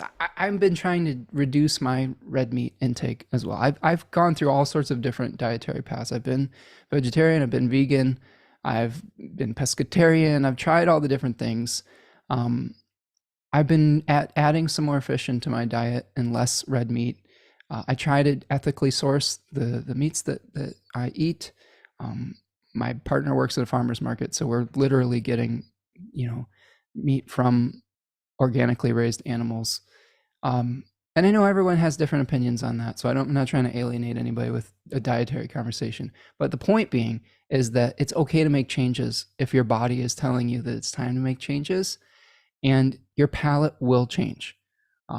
I'm really enjoying eating hard-boiled eggs for lunch now.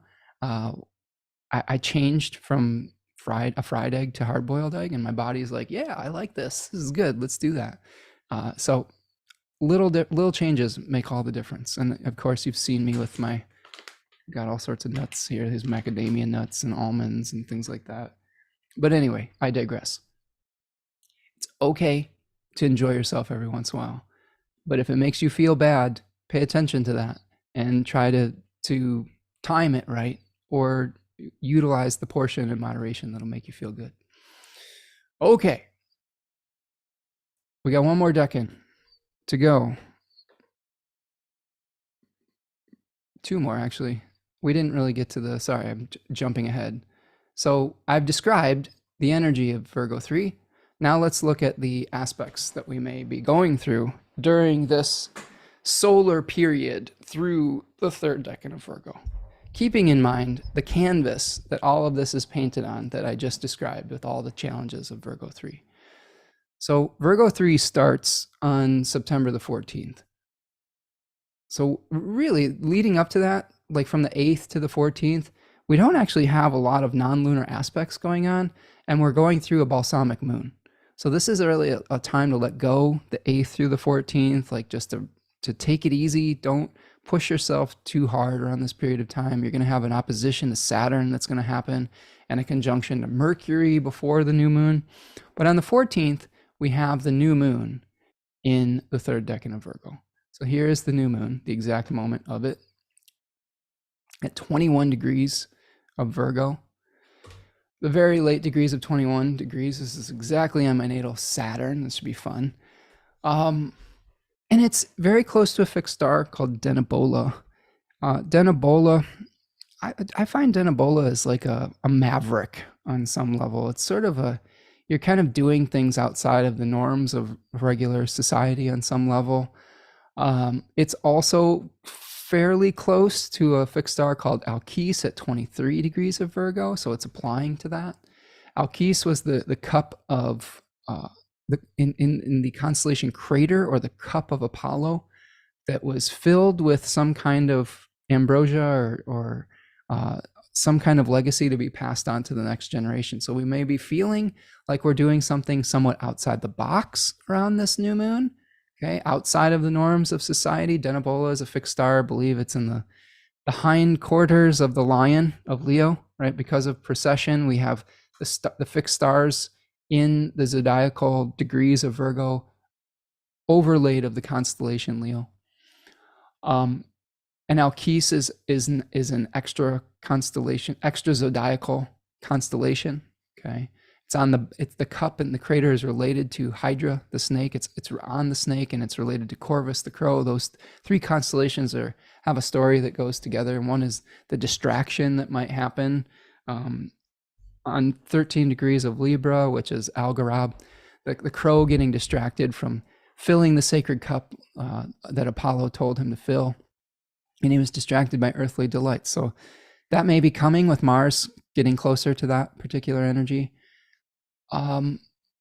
We do have a powerful Mercury hosting this new moon. So this is Mercury that is about to station direct the next day, very close to the fixed star Thuban, which was the hoarding dragon guarding the apples in the Garden of Life, or the Garden of Immortality around the pole. There is a certain set of constellations around the pole that do not rise or set each night. They just appear, okay, when it gets dark. So they would consider those places of immortality. So we may be reconsidering how tightly we're holding on to things, or like how we pass on our information or our generosity to others around this period of time. Mars is pretty close to a fixed star called Vindamayatrix in Libra, which is not a fun fixed star. It was called the Widowmaker.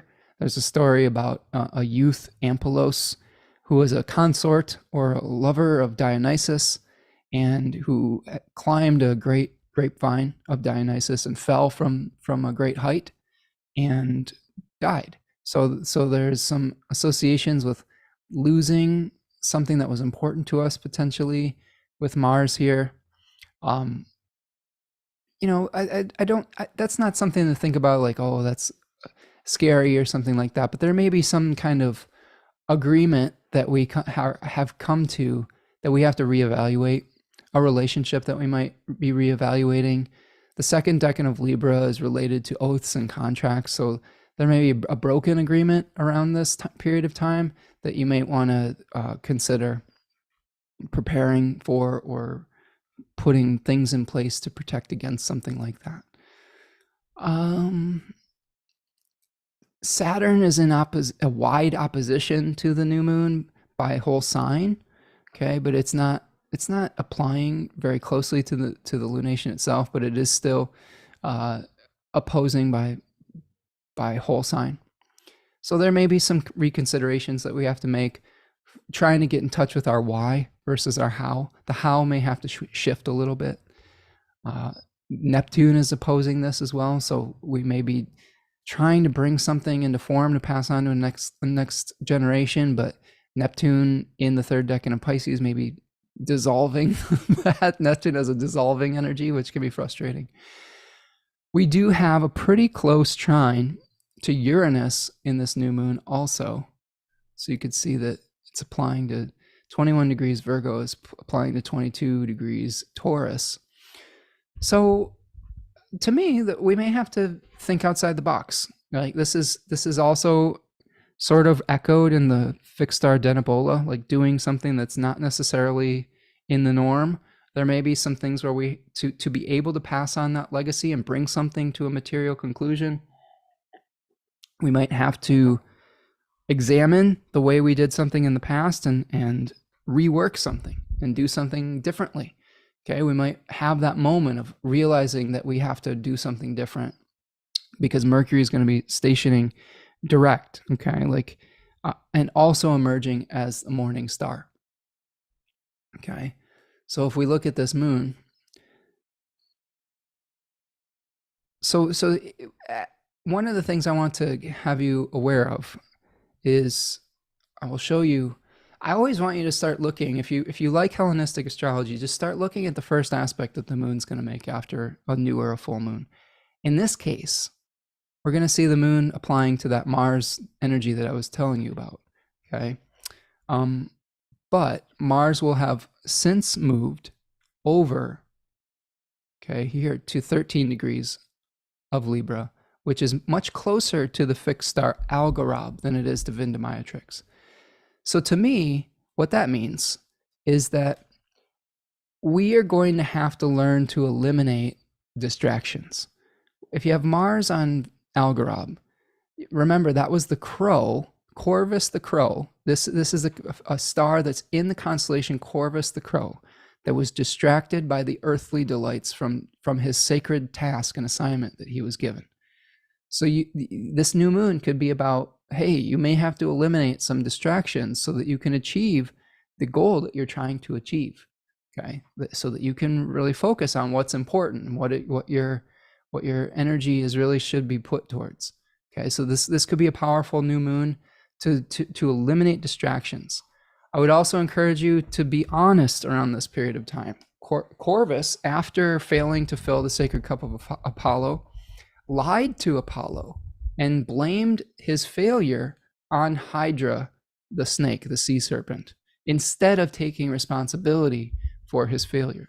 So I would also encourage you to keep things above board. If you do make a mistake, if you do fall short of the glory, which we all do, you are creating less of a problem by being honest about it and atoning for that mistake, rather than digging the hole even deeper, which eventually the truth will be found out.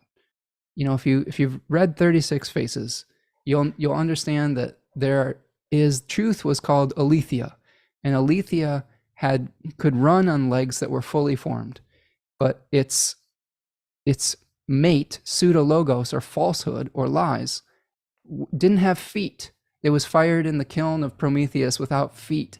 And falsehoods, they may start off, but they can't finish the marathon, right? You may get away with the lie for a period of time, but then eventually you'll be found out, and the repercussions might be worse rather than if you had owned up to it right away. So that's something to consider as we see the first aspect being the moon conjoining Mars, conjoining Algorab. Now, but before that happens, Mercury is turning direct. So this is another moment of phasis where, you know, this is something where you're probably understanding the skills that you're going to need to move forward. You're probably getting clear about, you know, how you let things flow through you rather than holding on too tightly to something potentially.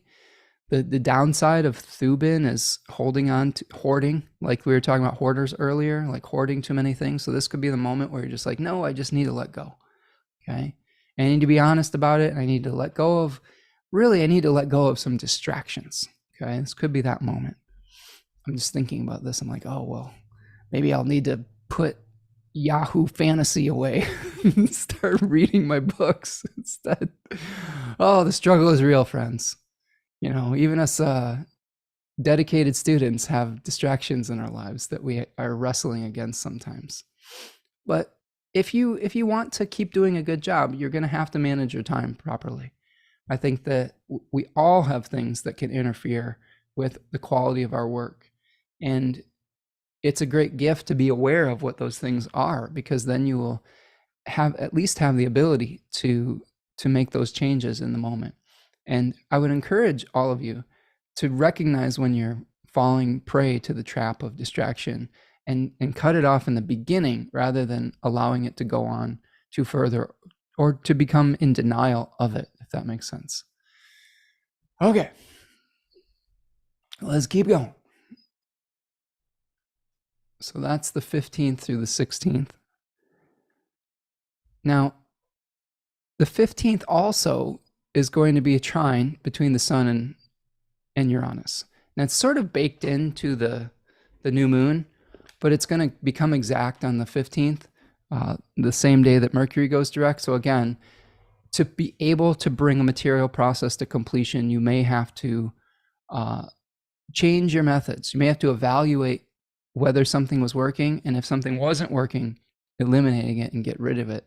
Think outside the box. Let yourself be changed by that awareness. Okay, we get to the 17th. We're going to see the completion of another square between Venus and Jupiter. Venus and Jupiter have been kind of squaring off with one another with their retrograde and direct motions for quite some time. So again, this might be another moment where you're grappling with too much of a good thing. Okay, like oftentimes when the benefics are in like a hard aspect with one another, we're having to learn when to say when. So this could be another moment where you're trying to figure out, okay, like I've had enough, right? I've had enough ice cream for the day. I've had enough fantasy football for the day. I'm gonna keep harping on this. Sorry, friends, if you're not into football, but it's on my mind if you couldn't tell. Mostly because I'm nervous about getting distracted by it. But this is where you have to trust yourself, no matter what it is that is you can see on the horizon that could be a distraction. I know for a lot of you parents out there, school is going to be starting, and like the distraction of having to get your kids from point A to point B, that is real. I've been through that as a parent. And sometimes those things take priority over like even studying astrology, right? Or like doing the other things that we find pleasurable in our spare time. So there may be responsibilities that we have to stay aware of. Now, Venus in the second decan of Leo is related to a desire to feel acknowledged for the things that we are doing. So Venus attracts, it brings us good fortune. It is also the way that we attract things and the things we may be attracted to. The second decan of Leo is related to the Six of Wands card, where you see a figure returning triumphantly from battle and being honored for the work that they have done. So we may be feeling a need and a desire to be honored for the work that we've done. And again, this Venus is going to be the host of Mars and the moon of that first aspect that we talked about. Venus is also going to be hosting Jupiter. So Venus is doing double duty here, right? Hosting this Mars here and Jupiter, okay? But albeit two different signs. So we may be feeling a desire to be acknowledged for our generosity, okay? With Jupiter moving through the second decan of Taurus. We may be feeling a need to be acknowledged for, I don't know, our commitment, or for not breaking a commitment or something of that nature. Or we may have a commitment that is broken that causes us to feel like, oh, we're not being appreciated for our generosity or something of that nature. I'm just kind of going through the thought process that an astrologer would go through to connect the signs and the symbols with a lived reality. And your mileage may vary with that type of thing. So that's September the 17th with the Venus-Jupiter square. Just be careful that you can have too much of a good thing that could lead to a breaking of a commitment. So if you know that in advance, you'll know when to say when. We get to the 19th. Okay, and throughout this whole period I just described, the sun will now be applying to an opposition to Neptune. So here's the perfection of that, the exact opposition with a Sun-Neptune opposition. Now, for those of you who are regular viewers of this channel, you'll understand that my relationship with Neptune is spotty at best. It's not my favorite planet, mostly because over the past few, I don't know, decades now, it's been opposing my Virgo stellium. And anytime that it's activated by transit, my experience, my personal subjective experience of it is fatigue. To me, Neptune is a planet that is a dissolver of boundaries between you and it could be the divine of spirit. Robert Schmidt considered Neptune as a transcendental moon of like universal substance, whereas Uranus was a transcendental sun and Pluto a transcendental Mercury. So if you go from that line of thinking, and people have different opinions about this, but if you think about Neptune as maybe an octave or a more spiritualized moon or something like that, I don't know what the right word to describe it would be. You're dealing with undifferentiated substance, the one thing, right? In alchemical circles or Platonic circles, you have the one mind and the one thing. And I would consider maybe Uranus the one mind and Pluto or Neptune the one thing, the matter of creation, right? The substance of what eventually becomes form. So when you have Pluto touching something, you're literally like returning it to the one thing, if that makes sense. You're releasing the animated spirit within it and returning it to like the black hole of unified substance, which can be like a very daunting and haunting process, and can make us feel tired and can make us feel like we're just melting into a puddle. Other people have like spiritual transcendent experiences with this. Like, I think that the benefit of Neptune in that line of thinking is that maybe you're not thinking anymore. It's the lack of thinking. It's the lack of ego. It's the lack of awareness that where you could feel just relaxed into the void and into the nothingness. Now, the challenge here is that the sun in the third decan of Virgo does not want to go quietly into the void. It does not want to go into undifferentiated mass of nothingness. It is really concerned with, like, bringing things into a concretized form and preserving things against that disintegration. So when you have the sun in Virgo opposing Neptune in Pisces of all signs, you're going to have this push and pull of like trying to keep things together, and Neptune saying, I want to dissolve this really bad. Okay, so you may have a real struggle with the need to keep things together and the confusion that can come when we just can't, when things are returned to undifferentiated substance. Okay, so what do we do with that? Well, try not to push yourself too hard around this period of time. Try not to get too attached to the details or the form of something, because Neptune is probably going to throw some dissolving puddles in your path around this period of time. And that's okay.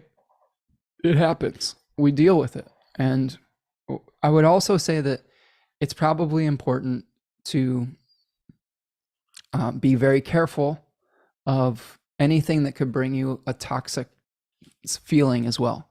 Like, one of the other, I think, pretty solid significations of Neptune, in my opinion, is that we look at the charts and time periods of when these outer planets were discovered.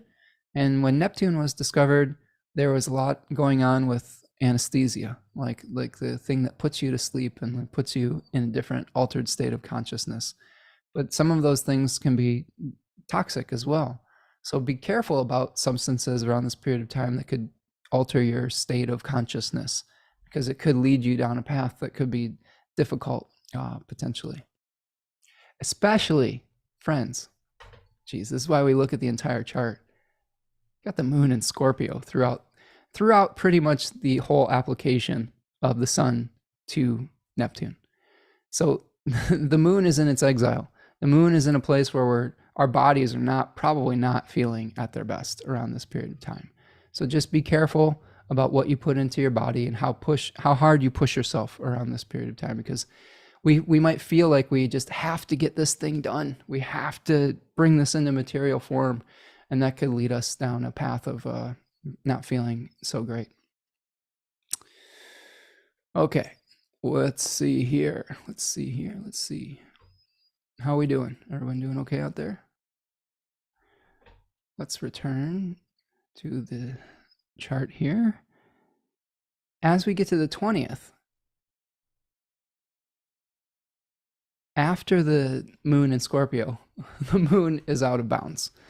So again, this could be the consequences of our actions. Maybe we didn't have the type of discipline that we needed to only have one scoop of ice cream rather than the whole pint. And then the moon out of bounds could have us feeling pretty bad, potentially. Moon's going to be applying to a square to Saturn, where we're reaping the consequences of our actions, potentially. Now, you can avoid all that with a little bit of mental discipline, I think, and accountability. So to be forewarned is to be armed with knowledge can help us change the circumstances, potentially. The other thing that's going to be important around this period of time is that the sun's going to be making a trine to Pluto. So again, the realization of our limitations, maybe even the limitations of our minds and our material processes, may bring up some pretty intense feelings. It may dredge up some things from the depths. Pluto is a planet that likes to transmute things. Look, if we use Schmidt's analogy of a supercharged Mercury, and I know that other people think about it as a transcendental Venus, and there's good arguments that could be made for that. I know Sam Reynolds talks about that a little bit, and I like Venus and Pluto's shared energy of catharsis. But I also think that Mercury is a planet of change. Mercury is a planet of achemical change. And I think that Pluto takes that to like a nuclear level, right? We had the discovery of the atomic bomb during this period of when Pluto was discovered. We got big explosions from tiny little atoms. And I also heard another astrologer describe Pluto as it makes small things big and it makes big things small. So in traditional Greek mythology, Pluto was associated with Hades, which is related to the underworld, and things erupting into the underworld, or things that have been hidden that need to be dealt with. So to me, whenever I see a Pluto transit, there's probably, especially with the sun is the light of awareness. It is the light of the mind. It is clarity. So we're probably going to get clear on something that we've repressed that has to do with a material process. That has to do with sometimes a bureaucratic process with Pluto in the third decan of Capricorn. So we may have to pay attention to the details of a bureaucratic process we're involved in around this period of time. Okay. Let's keep going. As we get to the 22nd, we are going to be experiencing a first quarter moon. So I'm going to back up a few hours here because it's in the final degrees of Sagittarius. So here is the first quarter moon, excuse me. So here is the moon at 29 degrees of Sagittarius, squaring the sun at 29 degrees Virgo. So final degrees of a sign for each of these, but the perfection of the square will give us insight into the energy we're experiencing. So the sun is bringing us an awareness of order and entropy, of the legacy that we want to pass on, and maybe some things that need to be returned to the earth. The moon in Sagittarius 3, this is a solar decan. I'm sorry, a Saturnian decan is what I meant to say. It is syncretized with the 10 of Wands, where you see a figure that is carrying a heavy burden to the finish line. And in this case, the finish line is the winter solstice. Not literally, but in the time period related to Sagittarius season, the last decan of Sagittarius is the last decan before the winter solstice and the shift to Capricorn. So we're carrying the light of the solar year to the finish line. And you can compare it to a barn eager horse. That's a term I really like, where you have the energy that it takes to just, you see your home in the distance, and you've been on this long journey, and you've got to do what you get, that little burst of energy at the end, and your body is completely exhausted. Your muscles are filled with lactic acid and starting to atrophy, and you're just tired, but you know that if you just put another push in, you'll be able to rest. So I feel like this energy is here with this first quarter moon. You know that you're getting to a end of a material process.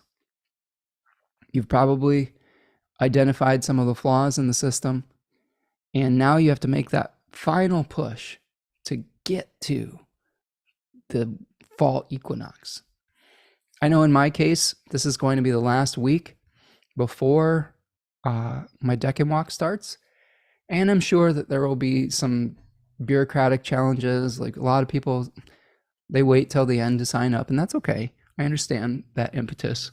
But I'm just imagining all the details that I might have to take care of as we begin and prepare to go on this long journey together to get to the finish line of the beginning. Like there's every beginning is an end, every ending is a beginning, right? In the circular way of thinking, in the seasonal way of thinking. So you may have an ending that you're trying to get to at the end of September, okay, or at the end of Virgo season, and you may have to make a very your body may be pushed to its limit trying to get to that end of that material process. Okay, so that's the first quarter moon. Excuse me. Okay, let's keep moving. And finally, that gets us to the 23rd, where we have the fall equinox. So I'm going to stop the share. We're going to take a break, and we're going to talk Libra for a second after that. Okay. How's everyone doing out there? You still with me? Hanging with me today? It's been a weird Venus retrograde for the channel. I have Venus in my first house ruling my midheaven. And we had some attrition on the channel in the past few weeks. And I hope that those of you who are still here are still enjoying the work that we're doing. And I'm sorry if it wasn't for you. If you aren't here anymore, you won't hear this, obviously. But I'm doing my best. And I realize that my viewpoints and subjective view of the world is not necessarily for everyone, but I do appreciate those of you who are here and that have stuck it out over the long haul. If you like a slow burn to your astrology, this is the channel for you. We take it easy here, Taurus moon style. We have snacks. We have stretches. We try to support one another. We'll hear our joints cracking here and there. We talk sports. We talk life. We talk music. Something for everyone, I hope. But yeah, if you're new, welcome. And I love that you found the channel.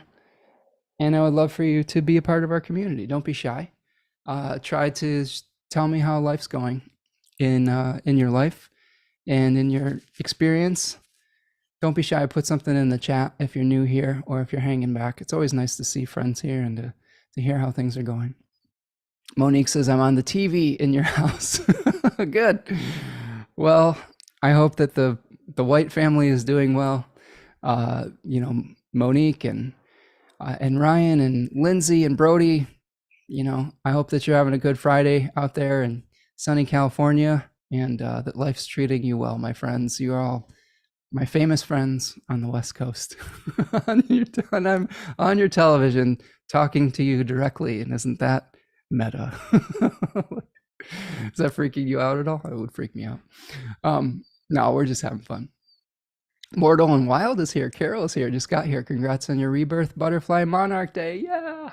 Yeah. That's it's super cool. I'm the story of the Monarch has been very much a journey that I've been going through of my own self-worth and value with the Venus retrograde being in my first house, ruling my midheaven. There's been a lot of challenges to go through to offer a bigger offering like this and all the things that come with it, all of the questions of self-worth and the value of your own work and things of that nature. And the caterpillar has really been instructive that it's one day at a time. You keep eating the leaves, and eventually you go through a transformation. And some parts are going to transform. Some things aren't going to work. I had one caterpillar that didn't make it, and that was very sad. But there are going to be some parts of you that you have to discard along the way, and that's just natural. And I really appreciate all the support that all of you have been giving me on this journey, and I'm trying to rise to the challenge of new responsibilities, and I appreciate the support. And Julian, thank you so much for the super sticker. Appreciate you, friend. And go Cardinals. Hope that you're getting ready for your football season there, friend, too. But today it was so beautiful to see that little butterfly hatch, and right now it's on the porch getting some sun, getting ready to be released. I think after I'm done here on the broadcast, I'm going to go release that beautiful butterfly out into the world. And it was so awesome that the first caterpillar transformed, or one of them did on Venus Cazimi. And I had one of my first signups today as the butterfly was emerging from the cocoon for the Deccan walk. So it's just a really amazing science that you get from nature when you entrain yourself to it and tune into it if you're paying attention. So I hope that you're getting those messages yourself out there. Mindful Indulgences is here. It says, first time checking out live. Nice to see you, friend. Hope that you're doing well and welcome to the chat. And I'm glad that you're here with us. I like that name, Mindful Indulgences. Yeah, I love it. Julie says, Spencer, listening throughout the gym, errands and cleaning, always good to take in your work. Well, Julian, again, thanks for the super sticker, friend, and excited about talking football with you. Maybe I think Julian was in a league with me at one point last year, and maybe we'll get to share that experience again, friend. And hope that you're doing okay down there in Arizona, staying hydrated and whatnot, and staying cool and all of those things. And hope your grandson is doing good with his football camp. Michelle says, those that aren't for us will leave, and those who stay are your real peeps. I love that, Michelle. It's so true. And this is one of the things that all of us might be going through with Venus retrograding through Leo, is that we aren't for everyone, right? And that's okay.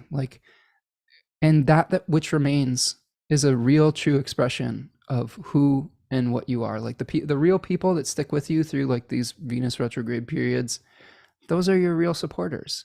And the parts of you that remain after the purging that goes with the Venus going through the heart of the sun, your real true desires that last through that cycle, those are the things that can bring extra meaning into your life. And the other things, they just weren't for you.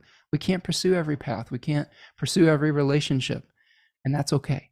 And that's a huge, huge lesson for like Leo parts of yourself, Leo parts of your chart, Leo people in your life, is that you're not going to be able to make everyone happy all the time. And that's okay. Mindful Indulgences, saw the butterfly on IG, glad you're chatting about it. Yeah, I posted a video of the butterfly like just after it emerged. That particular butterfly, who I call Marsha Brady, because it was the oldest of three. That particular butterfly changed to a cocoon, into a cocoon. Actually, no, that one was the one that I got a message from the tarot. It was having some struggle. It tried to attach itself to a leaf, and then it got detached and it fell to the bottom of the habitat. And I asked tarot how I could help, and I got the hermit. So the hermit has the light that it's hanging from its hand. So I was like, oh shit, I have to hang it up. So I tied it to a stick from its little I don't know what the thing that's called. I know there's a scientific name for it, but it's just a little stick that comes off the chrysalis. And it made it, it was just really exciting.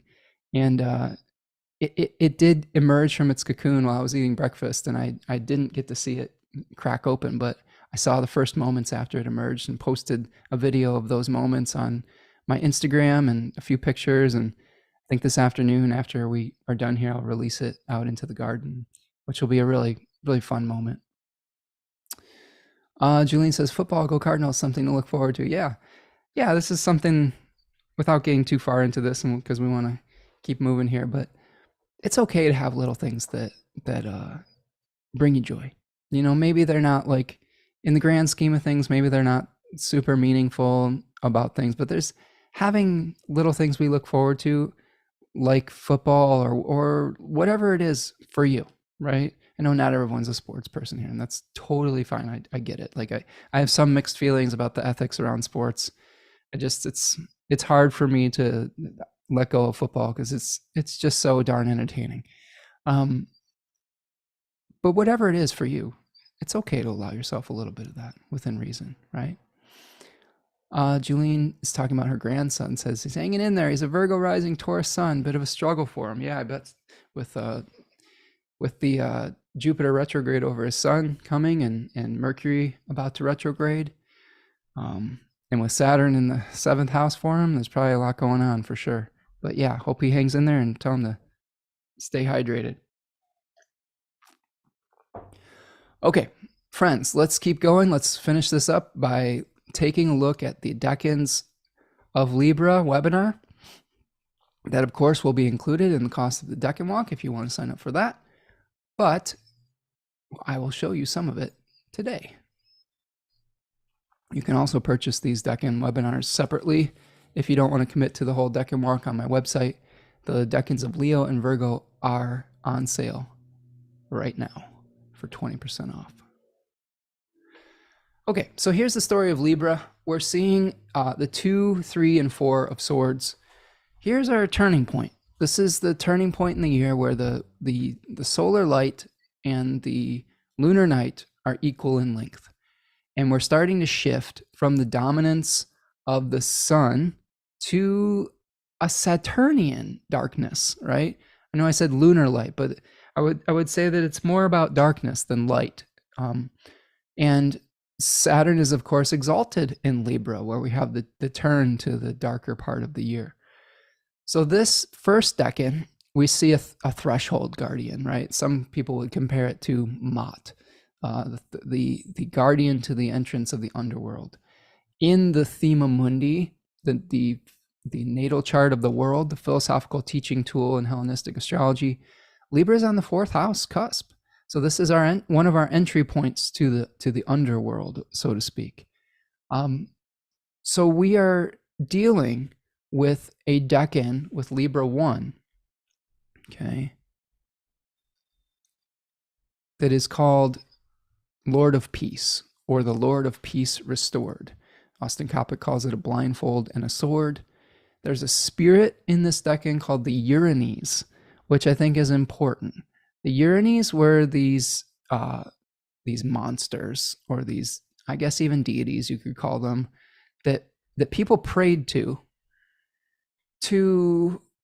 punish people who got away with transgressions. So if the law didn't catch a criminal, people would pray to the Uranes to I need justice. And so there's this righteous indignation that comes with the Uranes in Libra 1. So a lot of it, when the sun's moving through this decan, we may feel this righteous indignation about an awareness of an imbalance where we're I'm getting really frustrated with this and anger about something. We also may have an awareness of an other, right? Of others as well. It's a cardinal air sign. It's the beginning of a thought process as well. It's the beginning of maybe a more mindful type of experience where we're starting to get out of our own solar subjective experience and more into a Saturnian objective experience. So themes could include during this period of time, which will range from September 23rd all the way up to October 3rd, awareness of the other, righteous indignation, fighting for the underdog. A lot of people with planets in this decan are really someone who will go to bat for people who have been oppressed. Social justice, exposure of inequality, sounding the alarm, and whistleblowing. Sometimes we have to have an awareness of an imbalance before we can fix it. So questions you can ask yourself during this period of time. What is fair? I can't tell you the number of clients with placements in this decan, and I always ask them, do you have siblings? And oftentimes they're yes. And I'm were you the sibling that was really aware of how fair things were? And they're yes, I was always howling about how unfair this was. And I was okay, well, that's probably part of this decanic experience, right? So understanding what is fair and what isn't. Has there been an ethical breach? Sometimes we talk about ethics in Libra in particular, the swords of justice. What is disturbing our harmony? What laws will help foster unity? The beginning of a social agreement is happening in Libra, where to be able to have a functioning society, we have to be able to agree upon our expectations for our behavior with one another, and that leads to a law. What darkness has been exposed? Okay, because the rise of darkness will be coming during this period of time. And then also, what is not me? We have an awareness of what is you during this period of time, what your needs are, what your subjective experience is. And then when we get to Libra 1, sometimes we have this experience of oh, this is not me, right? Sorry,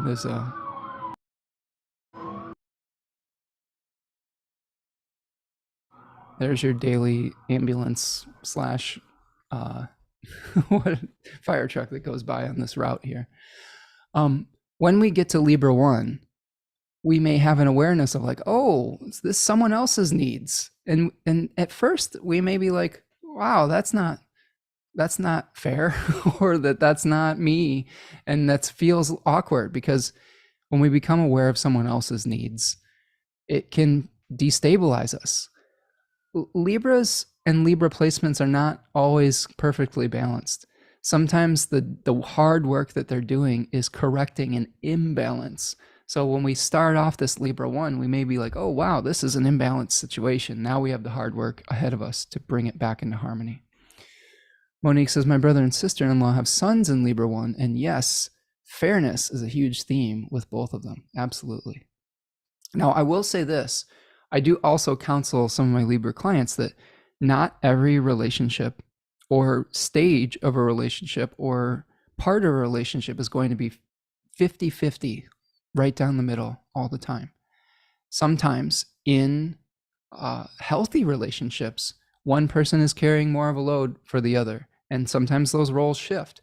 Sometimes there are agreements that are made between partners where one person is more of a financial provider and one person takes care of like domestic responsibility, and they're not always divided equally. I think that's important to consider during Libra season 2, is that and that's just one example. You could also apply that to all sorts of different parts of a relationship. So how do we figure out how not just 50-50 equals 1, but where do we need to be 60-40? Where do we need to be 70-30? Where do we need to, if someone's really struggling, where do we need to be the 90% to be the balance point for them at 10%? Okay, there's a relationship counselors that talks about this. Like if your emotional reserve is at a 10%, and sometimes your partner can be that, filling in the 90% for you. And then when you're at 10%, or when your partner's at 10%, you got to be that 90 to fill it in, and it changes. So oftentimes relationships fail because they feel like everything has to be split equally, exactly right down the middle all the time. And for some people that works, but I will say that it's changeable, it's mutable. Okay. All right. So let's bring up our chart once again. Okay. Yeah, the thing with the Uranus and a lot of people with first decan Libras is oftentimes they will feel that they have to be the arbitrators of justice, that they have to be the punishers of an inequality or an injustice. So sometimes they're actually really angry. Like oftentimes we think of Libra as, oh, peaceful, Venus ruled, but in this decan, there can be a lot of anger that comes up if someone feels like there's something that isn't fair. And I often will counsel people with placements in this decan and be like, do you always have to be the I don't know, the Batman, I guess I would say, like, do you always have to be like the unseen, like, justice person that is punishing the people that are doing wrong? Yeah, because Batman's a good analogy for this decan, I think, is because oftentimes Batman is punishing people who have gotten away with something from the regular law. Not to say that Batman didn't have some good qualities, but it can be really exhausting to always feel like you're having to be the long arm of the law in every situation, especially situations that maybe you didn't create, or that, I don't know. You have to reserve your energy, I think, especially if you have the sun in this decan, because the sun is in its fall. All right, so what are we going to be dealing with around this period of time? Well, whenever we have a sign change for the sun, we always have to look at who the new host is. We have gone from a Mercury-ruled Virgo sun with Mercury in its exaltation and its domicile, like a really powerful solar time with Mercury in the same sign, to one ruled by Venus in Leo. So a lot of the themes of fairness that we may be experiencing a lot of it could be related to whether we are being acknowledged for the work that we are doing or not. Okay. So this could be part of the things where we're feeling it's not fair. This person gets all the acclaim or all the fame, and I'm just sitting here doing whatever, and I'm working just as hard, or blah blah blah. Like, so this could be part of the challenge, because we're having a Venus that is desiring acknowledgement, that is desirous of authenticity. So we could feel like we're desiring to be in our authentic expression within relationships as well. And if you feel like you're not getting an authentic representation from your partner, that could be a cause of conflicts as well. Monique is asking, Saturn doesn't retrograde back into Aquarius, right? It stations direct at 0 degrees Pisces. That is correct, Monique. Saturn will station direct at 0 degrees Pisces on November 4th. So keep that on your radar. Okay, so the good news is that Venus is going to be direct. Venus is also making a harmonious sextile to the sun in Libra, so that's positive. The challenge when the sun moves into Libra is that it's going to be co-present with Mars. So this is where we may want to be able to bring harmony, but Mars is hanging out and says there's going to be some challenges, especially with the Mars moving through the second decan of Libra. We may have some commitments or contracts or obligations that either we fail to honor or that people fail to honor to us, and that could create some challenges. So be aware of that like Mars in the second decan of Libra often can mean broken contracts. So keep that in mind as we move forward. And consider that that's going to be happening, and very deeply consider all of your commitments before we get to this period of time. Mars is not in Libra yet. So consider whether you'll be able to follow through on your agreements as well, if you're coming into a contractual agreement in some area of your life. Okay. So the 25th is when we see our first non-lunar aspect. Okay. So here's the 25th. And here is our second trine between Jupiter and Mercury. So this time, Jupiter's retrograde and Mercury is direct, whereas it was reversed before, where Mercury was retrograde and Jupiter was stationing but was still direct. It was stationing retrograde but still direct. Okay, so a repetition of some of the themes that came up on the 4th of September.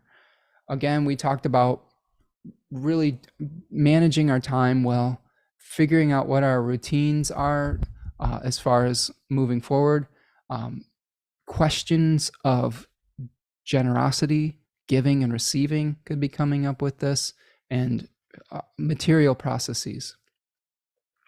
Janet's here. Janet Goodspeed. Yay, happy to catch some of the live on my lunch break. Hello, Janet. I mentioned you earlier when we were talking about Virgo too, about the working hard in our at our craft, in our workshops, and kind of the desire to just be alone and do that work. And sometimes Virgo 2 people don't even mind working away hard at their craft and feeling the solitude. I wonder, Janet, do you have any Virgo 2 placements? If you haven't checked out Janet's work at Good Sigil, check it out. I don't know if you have any of those exalted sun talismans still left over, but those look pretty darn cool. I've got my eye on that. So good work there, my friend. Okay, so that's the trine of Mercury and Jupiter. This is all building to a full moon. So here we can see we're moving through the days. We have the application of Mercury to Jupiter. We are going through the building energy of the moon. The moon's going to hit Saturn on the 27th, so there may be some emotional moments where you might run into some roadblocks. Okay, you still have Mercury opposing Saturn by whole sign. You get to the 28th and you have the moon hitting Neptune. So again, really take care of the details and don't try not to push yourself too hard. If you're having a moon Neptune conjunction, that's a great time to just chill, watch a movie or take a bath or something. Like those are good activities for moon Neptune and Pisces. And then we get to the 29th. And here we have our full moon in Aries 1. The Libra 1 sun opposing the Aries moon in the first decan of Aries. So again, I will do live streams on the new moon in Virgo and the full moon in Aries. So keep your eyes peeled for that. That's what we do on this channel. But we have an interesting arrangement here. So this is going to be Friday, the 29th of September, around 6 a.m. Eastern time. Okay, make your adjustments for your location. And its host, the moon's host, is going to be Mars. And it is in opposition, okay, to the lunation. It's co-present with the sun and in opposition to the moon. And Mars is in its exile. Mars is not in a great place. Mars is going to be hanging out in a decan that usually causes us to try to balance out all of the competing things within us, all the different responsibilities, all the different plates we have spinning. It is a decan where we are trying to maintain inner peace to be able to bring peace to external chaotic situations. It's a maintenance decan, like maintaining the harmony that we work so hard to come to agreement to in the second decan. So when Mars is there, it may be difficult for us to find an inner equilibrium. It may be difficult for us to juggle all the responsibilities that we have in our life. We also may be aware of an injustice and an imbalance. And with the moon going into Aries, we might not care. we might be wanting what we want, and we might not care if it's fair or not. And so there might be something where we're having to deal with an imbalance in an unfair situation where we really kind of want to move forward under our own power, and coming into an agreement could be difficult, could be destabilizing. But Mars is conjoining the South Node, so we may want to reduce our inner discontent and try to really embrace that inner harmony, even as we're moving out into our own power during this period of time. Janet says, "Oh, thanks, Spence. I do have a few left. My only Virgo placement is the Lot of Fortune in Virgo 1." Well, there you go. You've got a nice placement there in that Eight of Pentacles decan, working away at your craft like that apprentice of an advanced age. Not saying that you're old, but that's what we have in that card, right? Just someone hammering away at their pentacles or their talismans, which you do. Yeah, Janet's got good stuff. Check her out. She's got great stuff, and has a cool newsletter where she talks about her favorite things too. I'm a fan. We have a mutual admiration society that goes on between me and Good Sigil and Janet. Fan of her work. I think this is probably because she's a Cancer rising with the Leo sun, and I'm a Leo rising with the Cancer sun. We get it. We get each other. Okay, let's keep going. So oftentimes we will look at the first aspect. Now, the good news about this is that Venus is going to be trying to help us. Okay, our first aspect is going to be happening on the 30th. Now, before I get to the 30th, there's one part of this full moon that I want to point out before I forget. And that is that we have a Venus-Uranus square. And Venus and Uranus have been kind of squaring off over the retrograde cycle a couple times. This is happening with Venus in the third decan of Leo, where we're really trying to figure out which things are most important to us that are worth defending, which values are worth defending. And when Venus hits Uranus, sometimes we're going to have to deal with the repercussions of some forces that are greater than us, that are out of our control. One thing that happened to me during one of the Venus-Uranus squares is that the butterfly that hatched today, I'm lovingly dubbing her Marcia. Marcia decided to transform to a pupa about 10 minutes before I had a reading. and this happened right at the Venus-Uranus stage, and also decided to begin to transform while I still had the caterpillars in an enclosure that I thought was big enough for all of them, because I was not anticipating them changing. So they didn't seem like they were big enough yet. Like they were too small. But Venus Uranus had other ideas and were like, I'm changing now. So Marcia tried to attach herself with a silk pad to a leaf, while one of the other caterpillars, who I affectionately dubbed Jan, who has since perished, of course Jan perished, while Jan ate the leaf that Marcia was attached to. And Marcia's pupa or chrysalis fell to the bottom of the enclosure, right sort of halfway in between changing. Like it was, the caterpillar had attached itself and it was doing the little J shape, but it had not split and shed its skin yet, but it was on the bottom. And I was like, oh shit, what do I do? And that's when I asked the tarot and got the hermit and tied it by its like little silk pad back up to the stick. And then it started to go through its transformation. But I had to change my reading time by like an hour, because I was like, I need to help this thing because it's probably going to die if I don't. So that was my Venus-Uranus square, where I was, trying to fight the good fight for something I believed in, helping these little caterpillars come to adulthood. And there was something that was out of my control. Nature took over and I had to fix it. So there might be also something like that at this full moon, where there might be something that you believe very strongly in, that nature has another idea, right? And you may have to make adjustments to those circumstances. Yeah, Janet says, Marcia. Exactly. Like Jan was jealous of Marcia's transformation and just was like, screw you, I'm gonna eat this leaf away. I've just been seeing all these relationships. Luckily, Cindy, the third one, attached itself to a stick and is really well attached and is like very, I'm trying not to move it too much, but here's Cindy. I don't know if you can see it. I'll stop share for a second.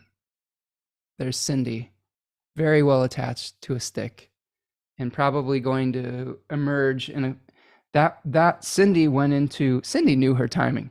Cindy didn't fall prey to the Venus Uranus square. Cindy changed into a pupa chrysalis state at the Venus Cazimi. Okay, so that was funny.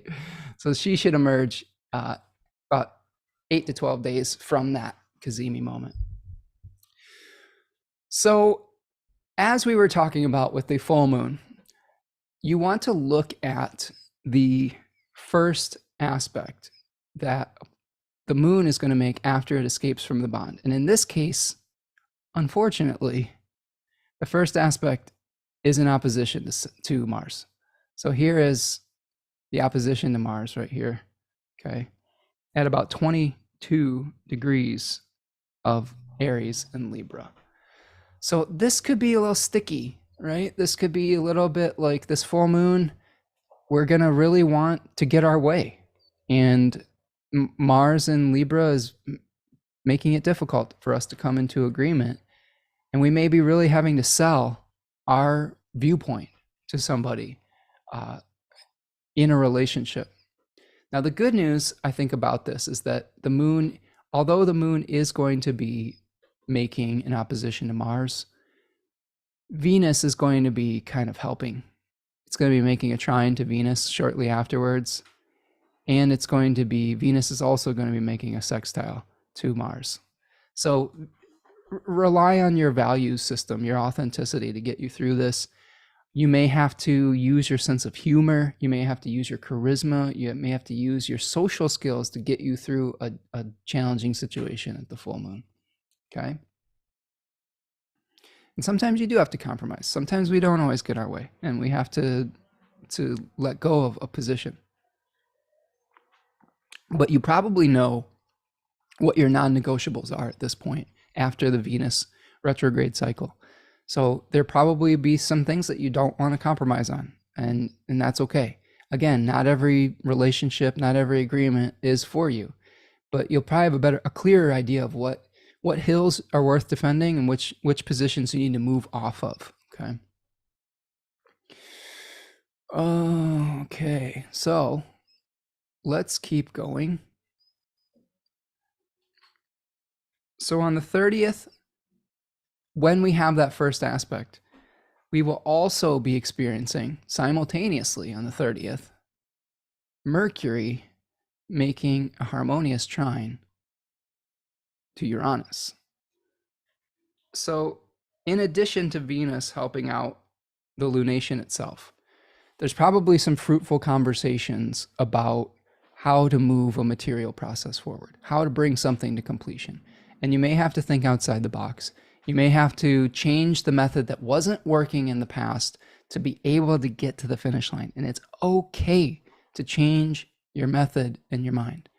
If Saturn in Pisces and Neptune in Pisces has taught us anything over these cycles, it's that we need to not necessarily get attached to every first way we think something has to be, because oftentimes our little primate brains may not understand the scope of things, and the animate everything, the divine, in its great wisdom, being able to be a natural process, may have other ideas, just like nature had other ideas. Nature didn't care that I had a reading the other day. It was like, we're changing now, like it was on its own timing. So with this Mercury Uranus trine, be aware that there may be some adjustments that have to be made. Sometimes because of the opposition to Neptune and Saturn here, the divine has a better plan, the animate everything, nature has another plan, and that's okay. The human life is so small in comparison to the long cycles of nature. And I think that we forget that sometimes, is that we're living within meta cycles and cycles and cycles and cycles, and it can just melt your brain sometimes trying to think about it. But it's important to understand that sometimes there's forces greater than you that you need to make adjustments to. Okay, so that's the 30th. So that gets us to the end of the month, friends. Woo! We're going to come in under 3 hours here. Julian says Marcia gets nailed again. Don't play ball in the house. Right, exactly. So friends, we're going to finish off today. First of all, thank you for sticking it out with me. Thank you for being subscribed to this channel and supporting the channel. Thanks for all of you who have supported my work and encouraged me to go on this journey with the Deccan Walk. I hope that people will join us moving forward here. I know it's a bigger commitment than you're used to working with me, but I hope to provide you with as much value as I possibly can, with all the webinars being included, with 2 3-hour meetings every month, a workbook where you can reflect on your thoughts, a Discord server where we can ask questions and create community. I just think it's going to be a really cool offering, and I'm really excited about it, and I hope that you'll join me for that. You can find a link to that in the top of this chat or in the description of this video or at my website, spencermichaud.com. So that's the Deccan webinar. Again, if you're balking at the investment of the tuition, payment plans are available. I will work that out with you. You can pay quarterly, you can pay monthly, whatever works for you. Okay. So the hexagram that I have for you is number 11, which I think is interesting as we move into the fall equinox, because 11 is a perfectly balanced hexagram. It has a yin hexagram on top of a yang hexagram that are perfectly in balance. So it translates to peace, harmony, smoothly flowing, prosperity, the union of high and low, things going well, advancement. And it's changing to hexagram 34, which translates to great power, dominance, great strength, using your power wisely, using strength with justice. I thought that was interesting too. So we're going to have to balance out our strength at the full moon in Aries with a sense of justice and fairness. Line number 4 says, one changing line, fluttering down, he does not use his affluence on his neighbors. Without admonition, there is sincerity. So fluttering down in the I-Ching refers to the wings of a bird and using a light touch, okay? When we get into Libra season, we need to start embracing Venusian qualities. We can't force our way or force ourselves on people. If we're doing something interesting, just our sincerity will get us through it. Our social grace will get us through it. So despite your power or wealth, potentially, if you're doing something, or if you have great power, you shouldn't force it on people. There's no need to threaten or sway people to come over to your point of view. Acting with simplicity, acting with humility, not necessarily having to display your wealth around or things of that nature. The simple way can get you to the finish line. I think people respond when people are honest and sincere. People can see through flattery too. I mean, so I'll try to hype up the Deccan walk here, but at the end of the day, I believe in the work that we're going to do together, and I don't have to sell you on it that much.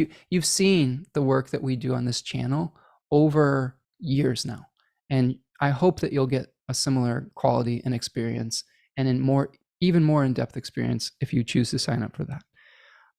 Showing concern for your neighbors, regardless of their station, that's important. Sometimes we're going to come into contact with people that don't have the same resources that we do, or don't have the same situations as we do. And it's important to try to treat people with fairness and equality. This talks about people coming to your aid if you show them respect. So even though you may have a different imbalance as far as your station, if you show people respect, you can find a way to harmonize with them. This line encourages people to keep the lines of communication open. Work with the spirit of openness and generosity, and then you will achieve what you want to through cooperation.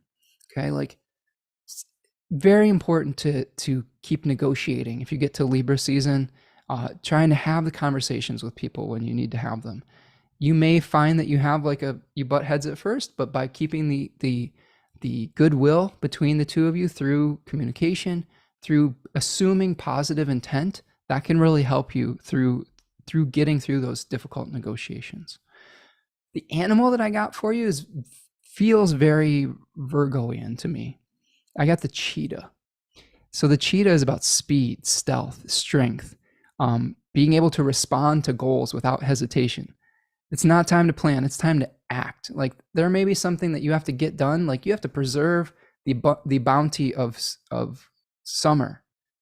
You have a limited period of time to be able to do that, and you got to snap into action. The time for waffling is over. You got to do something.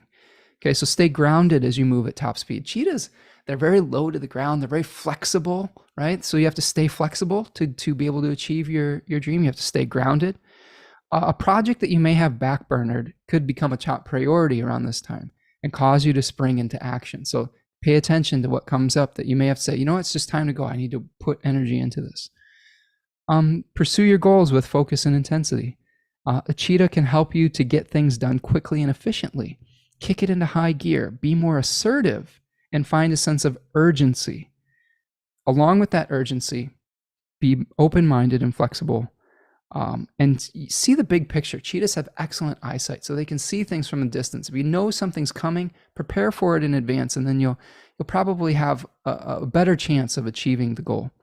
So a cheetah can feel like a whirlwind. So when we get into Virgo season here, we might feel like just everything, our head's spinning, everything's going on. I've got 2 fantasy football teams to manage. I've got this big Deccan walk to do. I'm just kidding. But your mileage may vary. It's back to school time. There's new routines that we have to get into to be able to manage our lives. There's new responsibilities where we're trying to bring new abundance into our lives. And that's going to take a new understanding of the skills necessary to do that. So be like cheetah, stalk down your prey or whatever it is, your goal that you're trying to achieve, and then snap into action when the moment is right. Use your long-range vision, use your flexibility, and stay grounded during the process. Stay humble. All right, my friends, that's what I have for you for September. Easy peasy, short and squeezy. So thanks again for going on this journey with me.